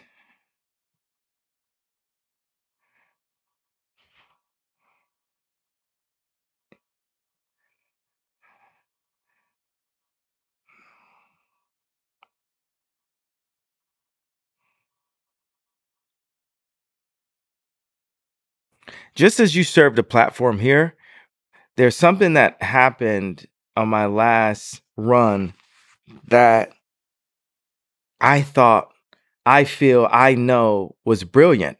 It was noisy, but it was brilliant. I had one rally, and in the rally, I just let people come up and I gave them a platform. It's our responsibility to listen to the pain and hear the pain and understand, even when we're the ones that cause the pain, like with my tweet. It's my responsibility to hear you and understand why you feel like that. But it's our responsibility as a people to understand each other. To give people a voice. People need the voice. And even right now, what I'm doing or how God is using me, I'm showing where our voices are being muted. There's professors that are actually intelligent, actually have multiple degrees that have been canceled from their schools. And they don't have a music industry or a fan base or shoe design or a smoking hot ex-wife to complain about. They've just got the truth of what they saw and what they dedicated to this country and to education that has been muted by schools that have been taken over with an agenda. And so you want the brightest minds to be these professors, and then you mute them and they have nowhere to go. And you might get a guy now that went from being someone's favorite professor to he's working at Starbucks like he was back at school or like he was back in high school. So even if that voice is about anger and hate, it still deserves to be heard. Yeah, it deserves to be heard. And we deserve to ask why. You know, like you have to ask why. I just feel like I feel like that is sympathizing Mr. Hugecock. I'm just saying that it just needs to be. You should change that to your name on Twitter while you're still allowed on there. Yeah. Do you think that would get censored? I feel like they definitely cut it down some inches. I'm pointing out this. I'm pointing out this truth. Now I'm saying this is not a Christian thing, right? And I wonder right there when I say these jokes, is it something that because I do feel like laughter is the key, engineering and laughter, right, is the key to peace. Like when I go get my teeth cleaned and I have the nitrous, there's something that I want to go and hug Chris Jenner. I want to go and hug Corey Gamble. I want to go and hug, Howard Stern. No one wants to hug Howard Stern. I mean, but just if one. No. I would love to see you two hug it out and make up, even though all the shit talking back and forth. What about talking it out, or is he going to be screaming at me? Yeah, judgmental and that kind of stuff. No, I hope there's love there.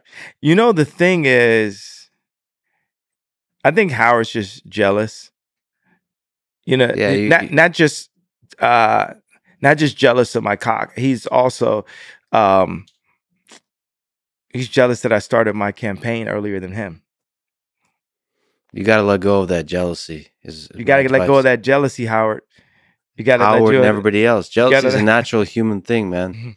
I wonder, just as a Christian, right? When I joke and say this stuff, it's like, am I being disobedient to God?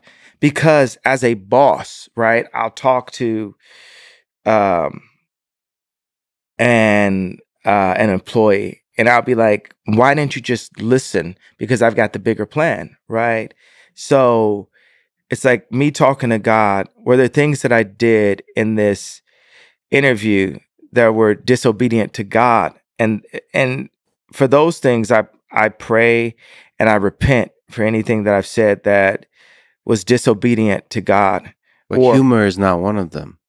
Joking is, I feel like humor is the way we avoid so much suffering in the world. It's the way to, it's like a catalyst yeah, for love. Like it's a way to, people that have gone through some of the darkest trauma that I've ever met through war. I just came back from Ukraine.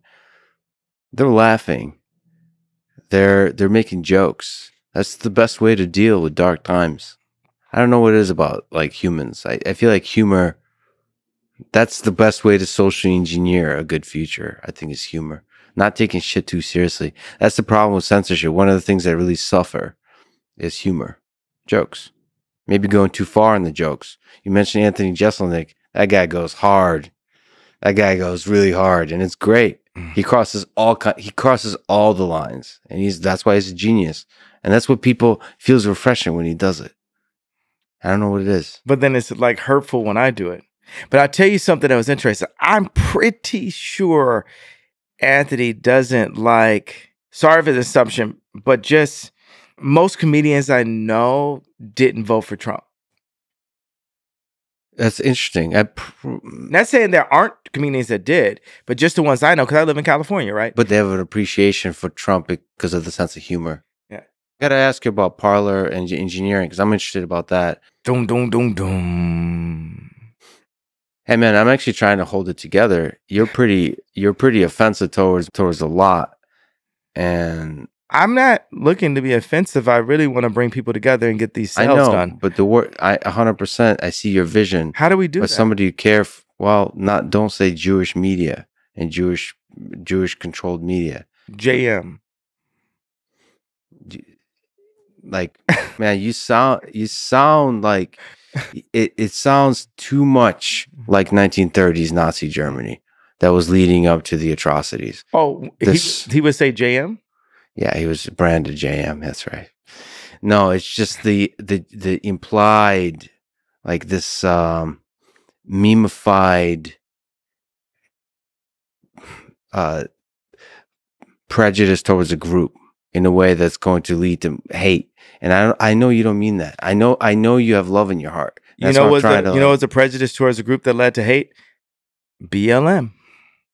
BLM took a black person, showed his death on camera because, okay, there are examples of us being killed and being killed on camera. But if it was spread on camera, it was done on purpose by the media because 14, 20 kids get killed in Chicago every week and it's not spread that much. They, like you said, singled out a person, directed everything on that person, right, as the martyr, and raised the people that hadn't had any. We didn't have our 40 acres and a mule. We didn't have, like a lot of things, right? Like that black people have not ever been given. So once we're given just a little bit, like your life matters, right? Then we literally like, oh, okay, now we're being heard, right? But actually the death toll is up. The city where this happened is completely been turned to a war zone.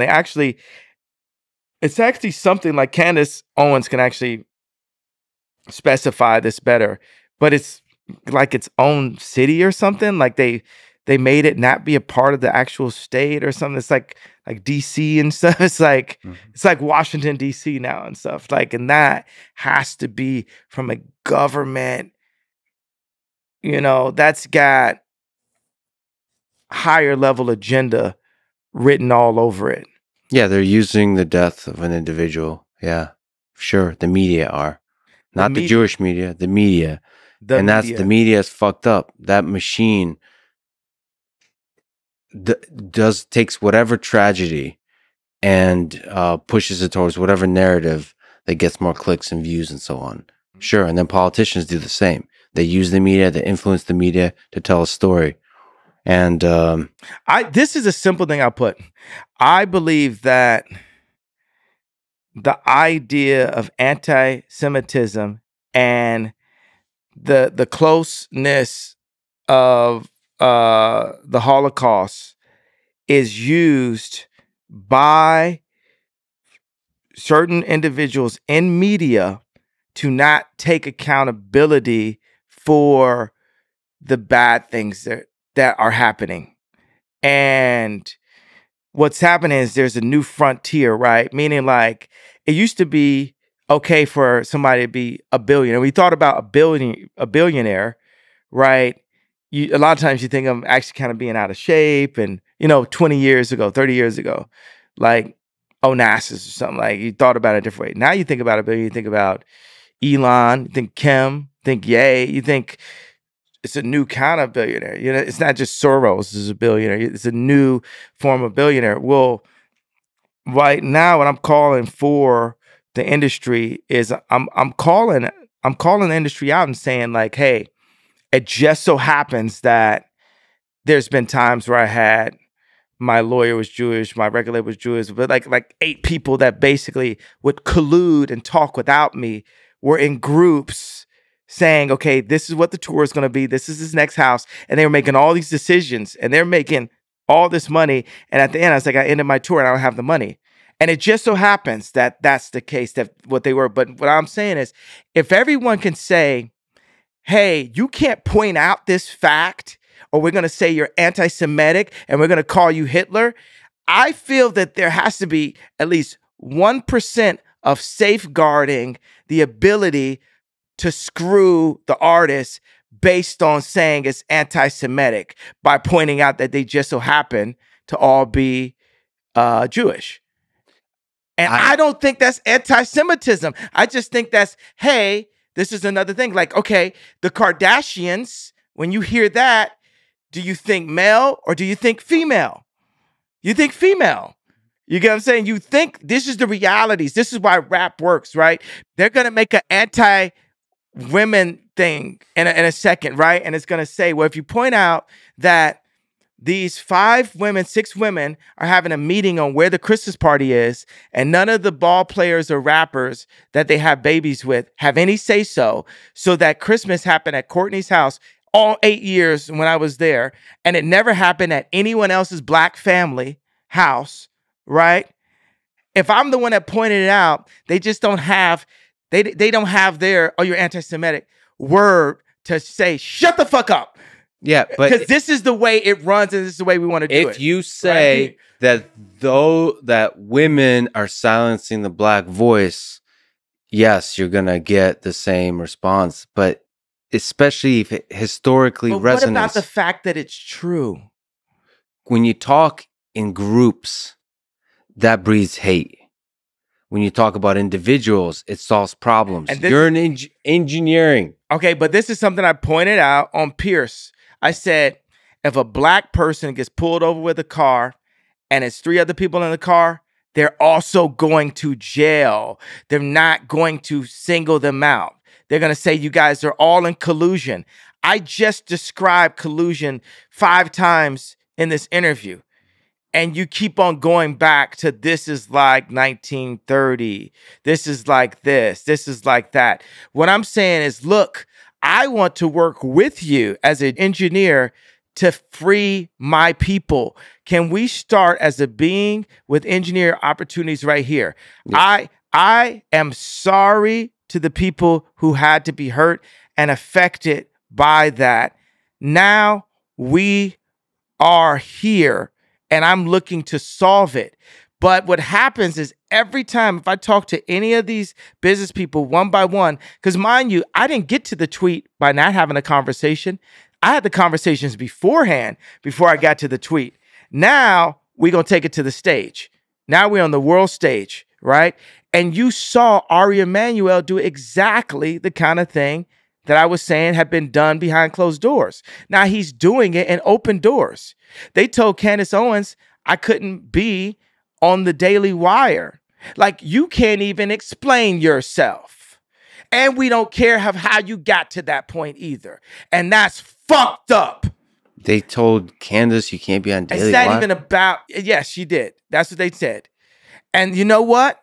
And you can have my voice raised or lower. I'm going to do it lower, right? Because what's happening to me by, I put in your words, the media is saying, not only can you not explain yourself, we don't care how you got to that point. You need to apologize, and you can't explain, and that's the end of the story. So just apologize so we can have Mel Gibson do some more films. Is exactly what Ari Emanuel was saying. No one is looking to change the problem that led so many people to that same level of frustration. And I just so happen to be the one that's not going to back up on it until this changes. Because you know what? I'm sorry I had a sleepy text. I'm sorry I wrote. I'm sorry for everything. I'm sorry that I put that I was 5'12" or 5'11" on Tinder. Okay, my cock is not 14 inches. I lied, okay? It's only 13. Yeah. So I'm sorry, right? Yeah. So the... Wow, he's dropping so many facts today. So what I'm saying is, but where do we get to this? Because even you, as engineering, as intelligent as you are, you, just like everyone else that I saying was colluding, won't let us get to the point of fixing it. Yeah, but I'm not... I think you're more powerful than the media. I'm not saying you need to apologize because of the media. I'm saying everything we've been talking about just because I care for you and I want you to be the best possible man you can be. To me, a definition of a great man, I'm with Martin Luther King on this. You don't talk about Jews or black people. You talk about engineering. You talk about humanity. You solve problems. You identify the problems in the world, and you don't come from a place of resentment. This group did this. Fuck all that. That is in the past. You just build solutions.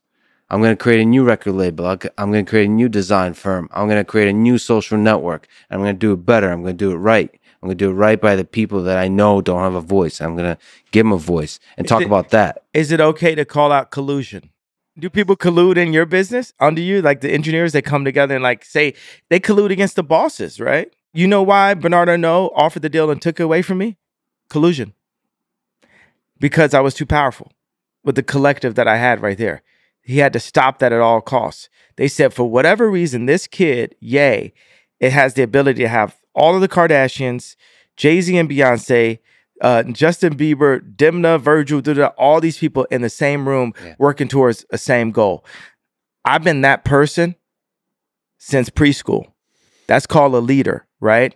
And right now, what I'm saying is, hey, for the people in business, whatever their background is, whether they turn their cell phones off on Friday or not, there's been some bad business done. There's some bad business practices, and we have to change that because this game is like boxing. More people end up retarded than rich. And I'm saying like beat to a pulp, driven crazy, beat by the media to a pulp. Right now, the media has done everything they could to make me apologize and to make me look crazy. And not one person has done anything to find out why I was frustrated enough to do that tweet. And that's facts, and that's fucked up.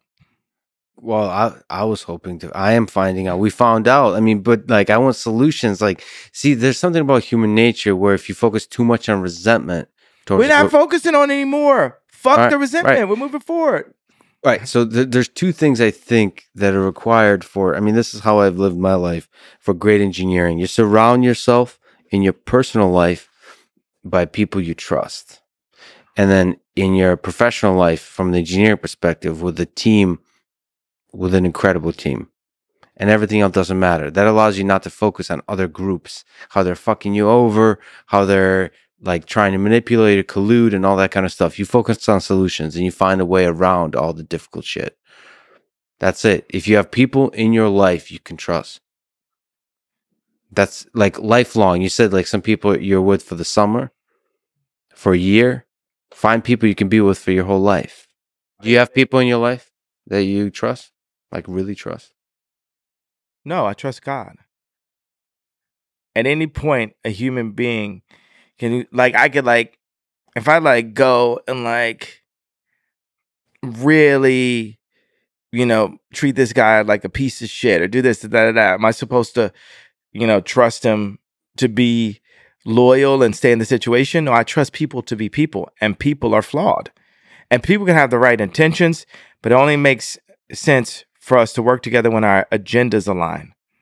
When Kim was pulled really far to the left, our agendas no longer, aligned. So that made the marriage impossible. It aligned where it's like, oh, I could wear a red hat. That can help her to get Alice Johnson out of jail because Trump's willing to do that for my wife because I was the only person in my position that stood up and said, wait a second, I like you. Because But isn't there a deeper agenda, the human agenda of just being in love? Like that's just what you're talking about. Red hat is just politics, right? I mean, the world is becoming more and more transactional every day, and actually, marriages are actually originally based on transactions. And that's why they're less needed the more autonomous as we come, or the world makes it less needed. I feel like we do need each other. I feel like we do need someone we can always, count on. It's like I'm pulled away by King Koopa, which is the media, the politics, the promise, oh, we're going to keep you safe. So the reason why I get, really frustrated with Kris Jenner is she says losing Rob Kardashian was the greatest mistake of her life, but she never gave Kim's hand over in marriage, because this is the bottom line. When me and Kim met, we were millionaires or whatever, right? You're telling me you just hand her hand over in marriage that your daughter's not successful? Handing your hand over in marriage too. But no, she had to still be the husband to all of her daughters. And we see what the results are consistently. So that's where I get, frustrated. It's like, let that go. Let this person do what you made mistakes on. Don't make this person relive those same mistakes and then put that agenda into my daughters too. Is there somebody in your life close to you that you trust enough to call you out on your bullshit? We're all full of shit sometimes. What's my bullshit? Well, some of it I pointed out today, but I don't know you deeply enough. Though? What was the bullshit? Jewish media, That's not bullshit. The bullshit is that the Jewish media won't admit. Your dad was right. Your dad was right. The words you used, you weren't. And I said it. You're not gonna make me say it 800 more times. I don't know if it resonated because you keep saying like the words. Did it resonate to y'all that y'all ain't do nothing about it, and that all y'all want to do is have somebody apologize and sweep under the rug your bullshit that you've been doing the whole time? Yeah, you on the same bullshit as the other people. So you're doing the same thing that the other, let's say media, because I'm not allowed to say, has done. So until somebody which is what, man? Is I'm trying to call you out in your bullshit because I hope I'm somebody you can trust. I don't fucking trust you. Well, you should find people in your life you can trust. Don't tell me what I should do. I'm not one of your BLM marchers. Listen, I'm with you on the BLM. A lot of organizations use tragedy. And I watched the Candace Owens documentary. And what was your take on it? I think it's important to question the mainstream narratives, but I don't agree with it.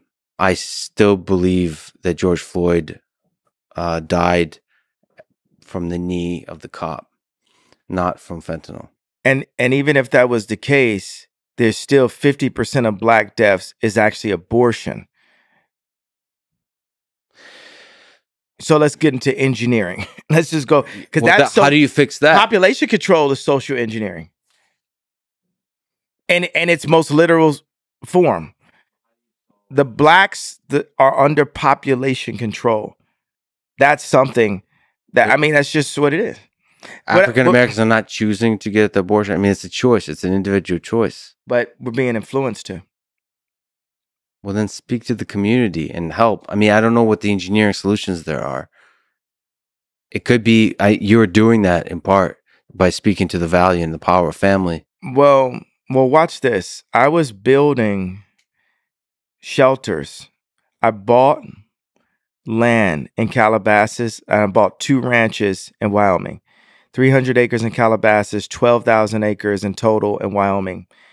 And I started building ideas for shelters. And God set it on my heart to make monasteries, which would be modern day facilities that don't turn people down, that have farms, that have shelter, clothing, but first of all, water, first of all, knowledge, because knowledge is the most important resource to our species above water. Knowledge it's itself, because then you can go get water. I mean, you can argue, like, if you're a baby, how do you get water? But the baby doesn't have it, you know. So someone with the knowledge then feeds the baby the water. But it's important that those with the knowledge teach the baby how to find the water themselves. And the business people that I've been dealing with have been keeping the baby sick by not sharing the information and the knowledge within inside of those contracts. My people are sick. If I load up Apple Music right now and I play the top songs in the rap chart, I would tell you my people are sick.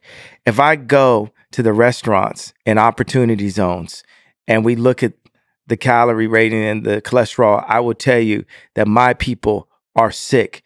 If we look at the obesity rate, if you go to just a restaurant somewhere in Middle America, Denny's or something, I went to Denny's the other day, you will see that my people are sick. And my people meaning all people, right? But Black people are very influential to all people. So, right, if the media picks a overweight Black woman and says this is body goals, then the media are influencing my people to stay sick. And it just so happens that night, I was so frustrated after 20 years that I had to call it out in one tweet, that now, even if I say, hey, okay, I was frustrated for these reasons, now it's not good enough. You've literally tried to make me re-apologize 10 times in this meeting, re-say this, re-say that, but it doesn't change the fact that my people are sick, and I'm the only person in my position that will say that my people are sick. Today, not 30 years ago, not 60 years, my people are sick today. 50% of my people's of deaths are abortion today. My people don't have the opportunities today. Even to the point that, because if JP Morgan had been nice to me and if Alex Klein, a STEM player, had been fair to me, different things, then I wouldn't even point it out that we don't have any Black, we have 2 Black engineers. So I have to have a responsibility, obviously, to all people, but specifically to my tribe, because tribes move. You know, tribalism is real with Black people. To separate the brightest from the tribe, or to separate the leaders, it is factual that the CIA removed the leaders from the Black community, put crack in the communities, put guns in the communities, and locked up all the leaders and called them gang leaders, right? Locked up all the leaders, locked up all the fathers. Now, 72% of Black mothers are raising children by themselves. This is agenda, like a Tuskegee experiment set on my people, right? And what I'm calling out for the Black people in entertainment is, what are we doing? We have to collude. And if we don't collude, because even if I said, hey, I'd like to make a company that's all Black, right? Is that okay for me to say? Is that okay for me to say? Or is that anti-Semitic? See, if I hadn't crossed the line so far, then that would have sounded anti-Semitic. Now I've stretched a bit, so now we can go to, okay, let's make an all-Black company. But that would have been anti-Semitic. Just that concept, because you could word that in a different way that would sound anti-Semitic. I don't know, man. I have to. Listen. What if I said I didn't want to have the Jewish people in the company? Would that be anti-Semitic?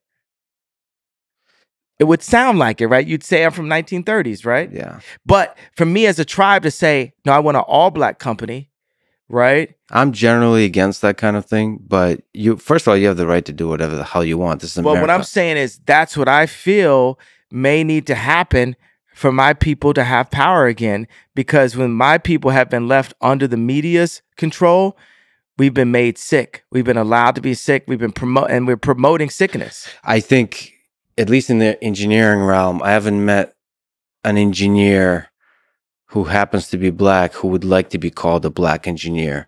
And when you have a company of all black people that are engineers, I don't know the creative arts, I apologize, but engineering, they really try to look at each other as humans and look at the problem. And you want to have the confidence that everybody on the team is the best possible person for the job. You know? What I can say is the world is sick, and I have slight images of utopia, slight images of happiness, slight images as a visionary and a creator. And I know for a fact the way that business deals have been done for me are keeping the world sick. Fix them. I see that's what you're trying to do. And you probably, listen, people should not doubt, yay. But I got to tell you, I have to be honest. This is silly because you don't know me, but it hurt when you say you don't trust me. You kind of lost me. I don't think anyone's ever said that to me. I don't know, man. Fuck that. I don't care about views or clickbait or any of that bullshit. I just thought you were one of the greatest artists ever. It'd be cool to talk to you. And I feel like you got pain you're working through. And never had anyone say that to me. Maybe I'm just being a mess about it, I guess. That's fucked up though. But maybe it's not. Maybe you shouldn't trust it. But I just haven't had that experience.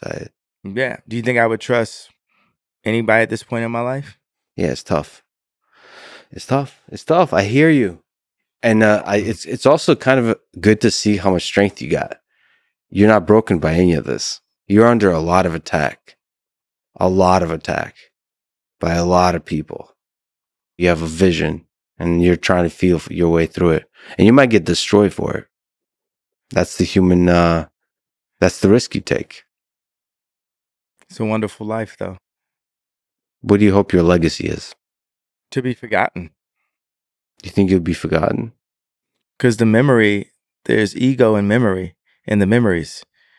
Who designed the sidewalk? Who designed the water fountain? Who designed the stop sign? Who designed the stoplight? These things are so ubiquitous that the person that designed them is forgotten. If it's a good idea, it's a God idea. And no VCs can own it. So you want your designs in all realms of life to be so simple that they permeate everything. They take over and you are forgotten. That's a successful design, is you're forgotten. Yes. Do you have advice for people? A lot of young people look up to you. Do you have advice for young people of how to live a life they can be proud of? Don't tweet while you're sleepy. Take a nap? Surely there's other things. I love the humor. Don't take it seriously, I suppose, is what that means. Don't send sleepy tweets. Unless you buy your own social platform the very next week called Parler. But other than that, if you're not going to buy your own social platform, then don't. Is that why you bought Parlors, so you could be sleepy and send messages out into the wild?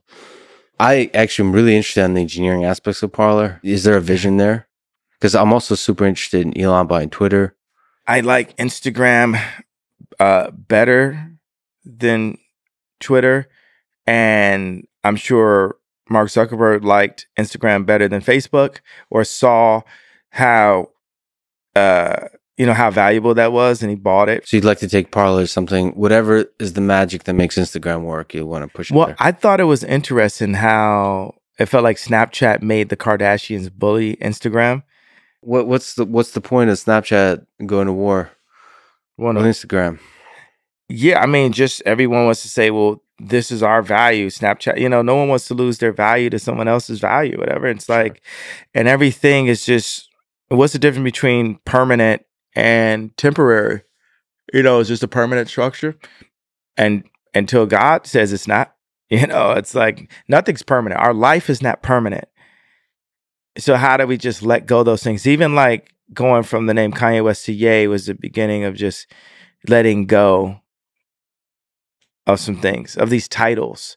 Like we need to remove the titles. Like, hey, if I have to leave Adidas and I have to go Next Computers, that may take me out of the billionaire standing altogether. And I got to get low for however long God says I have to get low and refocus. I've been reshaping, refocusing my staff.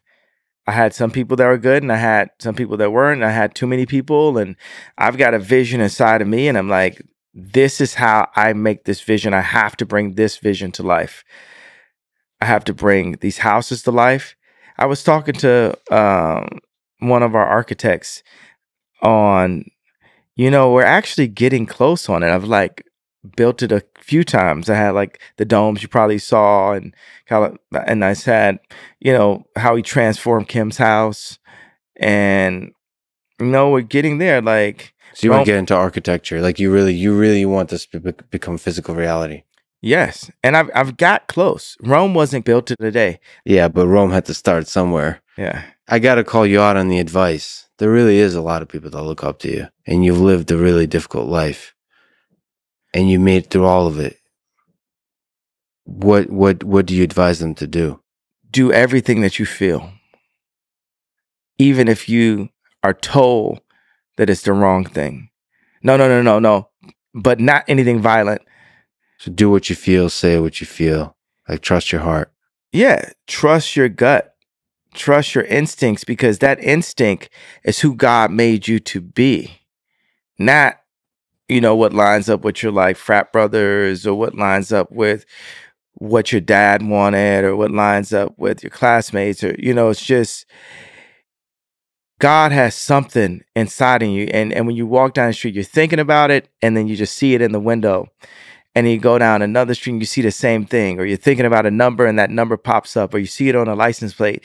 And that's just, you know, something is trying to say, be the maximum Ye, you know, be the maximum you. And God won't give you anything that you can't handle. So for me, everything is a yes. I think they say, be like water. I know Bruce Lee said that. Or matter of fact, just be. Because we are beings with engineering opportunities. Beautifully put. Yeah, I have hope. I have faith that however this turns out, that you have the skill and the capacity to really add love to the world. And I hope you do that. I really, really hope you do that. And we talked about the tension of that, the challenges and the opportunities of that. I mean, I see how we could be of use to each other. You actually have a particular thing for me as I eject from media. Because even also, you know, I'm really big at like, you know, burning the phoenix too. All you know as an engineer that your cells completely regenerate every 7 years. I think I rush the process a little bit. So I run around looking like a burn victim sometimes. Yeah. But I got to tell you, anyone I am close with, I work with, there has to be trust. There has to be love. And I think you've been burned quite a bit in your life. Sometimes I did it myself. I put my hand on the stove. So how do we get to engineering? There's a deal to be done here. Not saying you're making this money off of that, I'm making that money off, but I don't care about money, by the way. Same, twins. So there's dealings here. You got pain, I got pain, but we're beings with engineering opportunities. For a long time, I thought somebody should create a new social network. And it looks like great engineering could do that. You got two at one time from two of your homeboys at one time. Yeah. And that's a great way to, I mean, you know, it can be done from scratch, or it can be done anew with an already established platform. Yeah. I'm very excited by that possibility. Parler is smaller, Twitter is larger. I wonder whether you can do any kind of revolutionary engineering with a large company. If anyone can, I would say it's Elon. Well, Elon can look at what we do over here. That's why I like God does this a lot of times. He creates doppelgangers. There's a lot of examples where a theory happened two places at one time. A really similar type of personality happens at one time. It's weird. It's beautiful. It's hilarious, actually. Yeah. It's kind of humorous. So we should just share every piece of information together as I go build Parler and as he builds up Twitter and see how to make both those better. But I'll be like, hey, I'm not gonna let Snapchat bully me out of, adding something to it that's best. It should just be the best platform possible. Yes. That means that means TikTok has amazing features. Twitter has amazing things about it. I know this girl that's like, I like Instagram better than Twitter. It's just, she likes that Twitter has porn. But other than that, Instagram. But I was like, well, Instagram is porn also. It's like soft. It's more subtle. It's not telling you. It's not conservative by any means. And I mean, that's the thing. You have to please a lot of people with these platforms. And I think the goal of a platform should be to help individuals maximize their long-term happiness and growth, like intellectually, spiritually, psychologically, all of that. And it's a tricky thing to figure out how to do that. Of course, you could just have a platform that's just strictly for fun. I think that's where TikTok leans.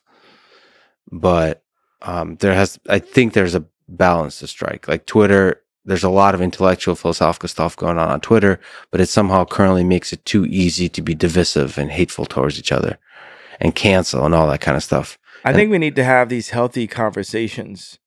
That's what it is. Healthy conversations, healthy dialogues. That's the biggest thing. Like when I first wore the red hat, the conversation is less healthy than it is today.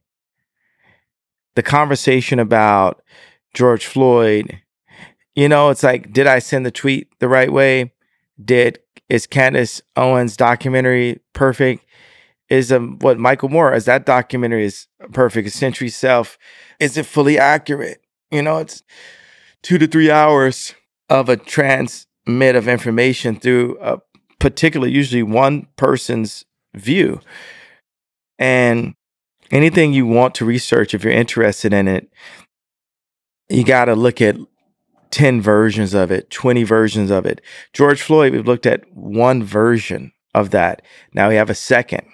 Well, by the time we get to the, I know this is like, it's not my last hoodie, but it's definitely not my first hoodie that I put on. It's like, that's how we got to it. Like even this particular size of zipper, or the fact that, for people who know, they know that that's like Carhartt.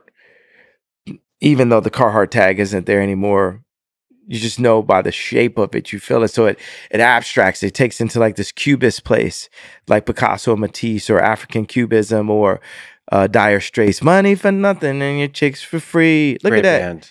Yeah. Hey, I wouldn't think you could reference Dire Straits. Look at you. That video. Yeah, I know. It's a great video. That video. It's like your encyclopedic knowledge of music is great. I think that, porn is not just sexual. That term actually relates to torture.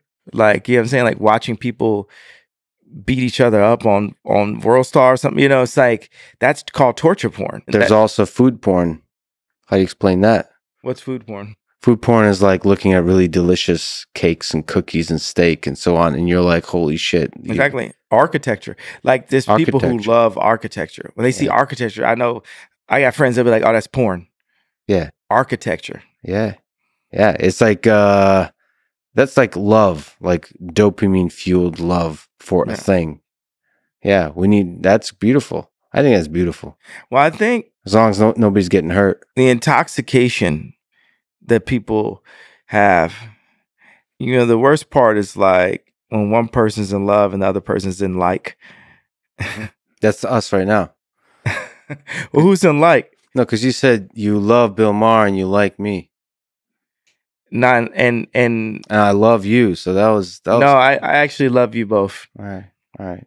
And the funny thing is, like, as a visionary, visionaries are more extreme than business people, because a visionary would do bad business for their vision. Mhm. A business person will never do bad business. It's well put. Yeah, it's really well put. So when you say I don't care about money, it's like, yeah, I feel you. Like, I feel that I care in a way that I need that. But I care about the vision that I have to a Steve Jobs level, to the point of putting that above my regular human existence, meaning having to go and take all the arrows, that I become a soldier of the vision. Because someone could say, a wife could say to, like, say, like in the 60s, their husband's about to go to war. The wife may not want their husband to go to war because of their children, but he's going to war because of their children. Definitely. Do you regret any aspect of just giving everything to your vision? I mean, you've spoken about that, saying like, I got fucked over in the business side. I promise that I had to stop envying cool people at their current cool time. If anything, if someone's cool and I say their name a lot, I'm going to flash the light on them so much that it ages their coolness. It's actually a war technique, showered in compliments. Yeah. You know, because that to be able to stay at 45 years old, to still be the bad kid in class. At 45, I'm still in the principal's office. Because if you look at, like, say, fashion, right? If you think of something fashionable, it's probably going to look like the kid in the principal's office. That's going to be the fashion. And that's part of the reason why I'm the most influential person at fashion, because I refuse to leave the principal's office. If the substitute teacher comes in, I'm going to say, "You got a big butt." Yeah. And I'm gonna get, and they're gonna right back to the principal's office. And people are gonna be like, "Yo," and that's what you keep on saying. Like, who can we talk to? Because no one can talk to me. No one. I'm out of control, bro. It's just God, then me, and then fuck everybody. You know what I mean? That's really how I live my life. And I just want to say this one thing about the children thing. I wanted to, put that point together, put that idea together. I don't like the word point. I'm really big on, like, words being powerful, says the person with the sleepy tweet. Yeah. So you're full of contradictions. Yeah, I'm a human being, right? It's like some days I'm like, I could go 30 days to be celibate, like really, like I'm a monk. I'm being like faithful to God. And then I'll go like working out, no carbs, like my weight will fluctuate. And I'll have times I'm like, I don't feel like being told what to do. So I don't want to work out with a trainer. And I just want to drink this Hennessy. But I want to say this thing that I will text to Kim sometimes. I'll say, you may not understand what I'm doing right now, but you will. And that's what I would say to everyone. You may not understand what I'm doing. And this gives a little bit, maybe we're like 20% there, but there's still going to be people, we leave this interview and they'll be like, I still don't like the way you apologize. I still don't want to say what my involvement would have been to make him, lead him to that point. And we just want things to be how they are. There's people in the world who want the world to stay as it is.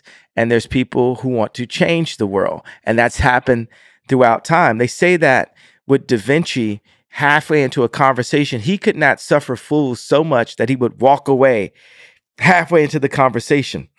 And I said, well, that's why it's the Da Vinci Code and not the Da Vinci world. And every time I go and piss off a group of people or do these things, on some end, it's like I could be turning my thing from a potential world vision to a code, or I could be opening up conversations with new friends that I may trust someday. Yeah, that's beautiful. That's beautiful. that because the change you will have on the world that you don't know for sure, but it'll happen across years, even decades. So you have to think in the future. Like you're working in the future. Your actions are working in the future. And a lot of people will judge this conversation and others you've done and so on in the present. And that doesn't matter. You know why I apologize, why I say I'm sorry to the Jewish people that I hurt? It's not about, like I said, I'm not going to hold this apology hostage, right? It's obviously it's about God, but God is everything, right? So what's the point of even having language and being, you can't engineer if you say God, God, God, right? It's like, it's God asks us to be judgmental so that you become, if you're a doctor, right? It's your judgment that saves grandma, right? Mm-hmm. And God puts that in there. It's like we have God inside us. We're a piece of God also, right? So I'm going to go specific to a person. That story about Da Vinci alone is enough of a reason for me to give a sincere apology to the Jewish people, because I do believe that there's a Da Vinci code inside of all of my misspellings and scribbles right here that God wants me to get to the world. And when I'm in my way, if God has set something on me, when I'm in my way, I'm in God's way. Now, I can point at other people and say, hey, you guys are in God's way because you're not listening to me. But if I'm in my way, I'm not listening to God. And for me to be a philosopher and a leader, whatever other language, I have to listen to God. So before God, what I will do is start off as a samurai and say, I'm sorry for hurting you as a Jewish person. I'm sorry for the way that made you feel. And I'm sorry for the entire population of a race that I feel is actually my brothers, because I classify and feel that I'm also connected with Christ in that way, that my people came from Africa in that way. And I can't say it's this exact teaching or that exact teaching, but I feel that there's an important, the sons of Abraham, however we want to word it, right? For us to come together and bring our different talents together to serve God collectively. And he, as much of an alien as I am, he did not call for me to alienate. And that's what the problem has been, especially in politics and in America. He placed America as the TV, as the radio to the world. We invented rock and roll, right? We are the influencers of the rest of the planet. We're the youngest startup in history, right? We're the youngest country. We're the youngest superpower, right? So for me in my position, the fact that I can talk to Trump one day and be at a game with Kim Kardashian the next day and then be at Paris Fashion Week, they don't want me to be involved with language of divisive language, proving that I can be just as racist as a racist white person. Oh, I can be a racist black person also. That's not what God has called me to do. So how do I simplify and say, hey, to you as a visionary, as an engineer, as a person that's given me a platform, that as my brother, I want to apologize to you for how that made you feel, and to the rest of the people that carry specifically that pain, not the pain that I talk about. That doesn't seem to be as much of a pain for people when I talk about the abortion clinics and stuff. It's like, that's the argued pain even in my own community. Like, not everyone thinks that's a pain. But for the Jewish community, it's collectively, this was a pain. And I've gone so far just psychologically on this journey since that statement had happened, where I didn't want to give up the candy in my pocket. I didn't want to say, hey, I stuck my hand in the candy jar. I wanted to defend my freedom of speech. I wanted this. But even with freedom of speech, pain is pain. Causing people to hurt is not helping. Causing people to hurt is not helping. So that means I have to take a more sophisticated approach to engineering this problem. This problem is an opportunity. And yes, that what could some people may deem as a mistake, would it be more genuine if I called it a mistake? I think I would be hypocritical by calling a mistake with what the ending of that the idea I'm going to say out loud. So I'm not. I don't try to be a hypocrite on purpose. But I will call it a mistake to add a genuine, to be genuine about the feeling. With that mistake, with me as a human being, not to justify, but I have to state that God makes no mistakes, because if I hadn't made that mistake, I wouldn't be in front of you today. And that's not to justify this sleepy text. But I can tell you're a man that has love in his heart, and I hear that. I hear it through the words explicitly and implicitly. And I think if we're to engineer a better future, the way to do that is with love. So as one human to another, I love you, brother. Thank you for talking today. This is great. I like you too. Son of a bitch.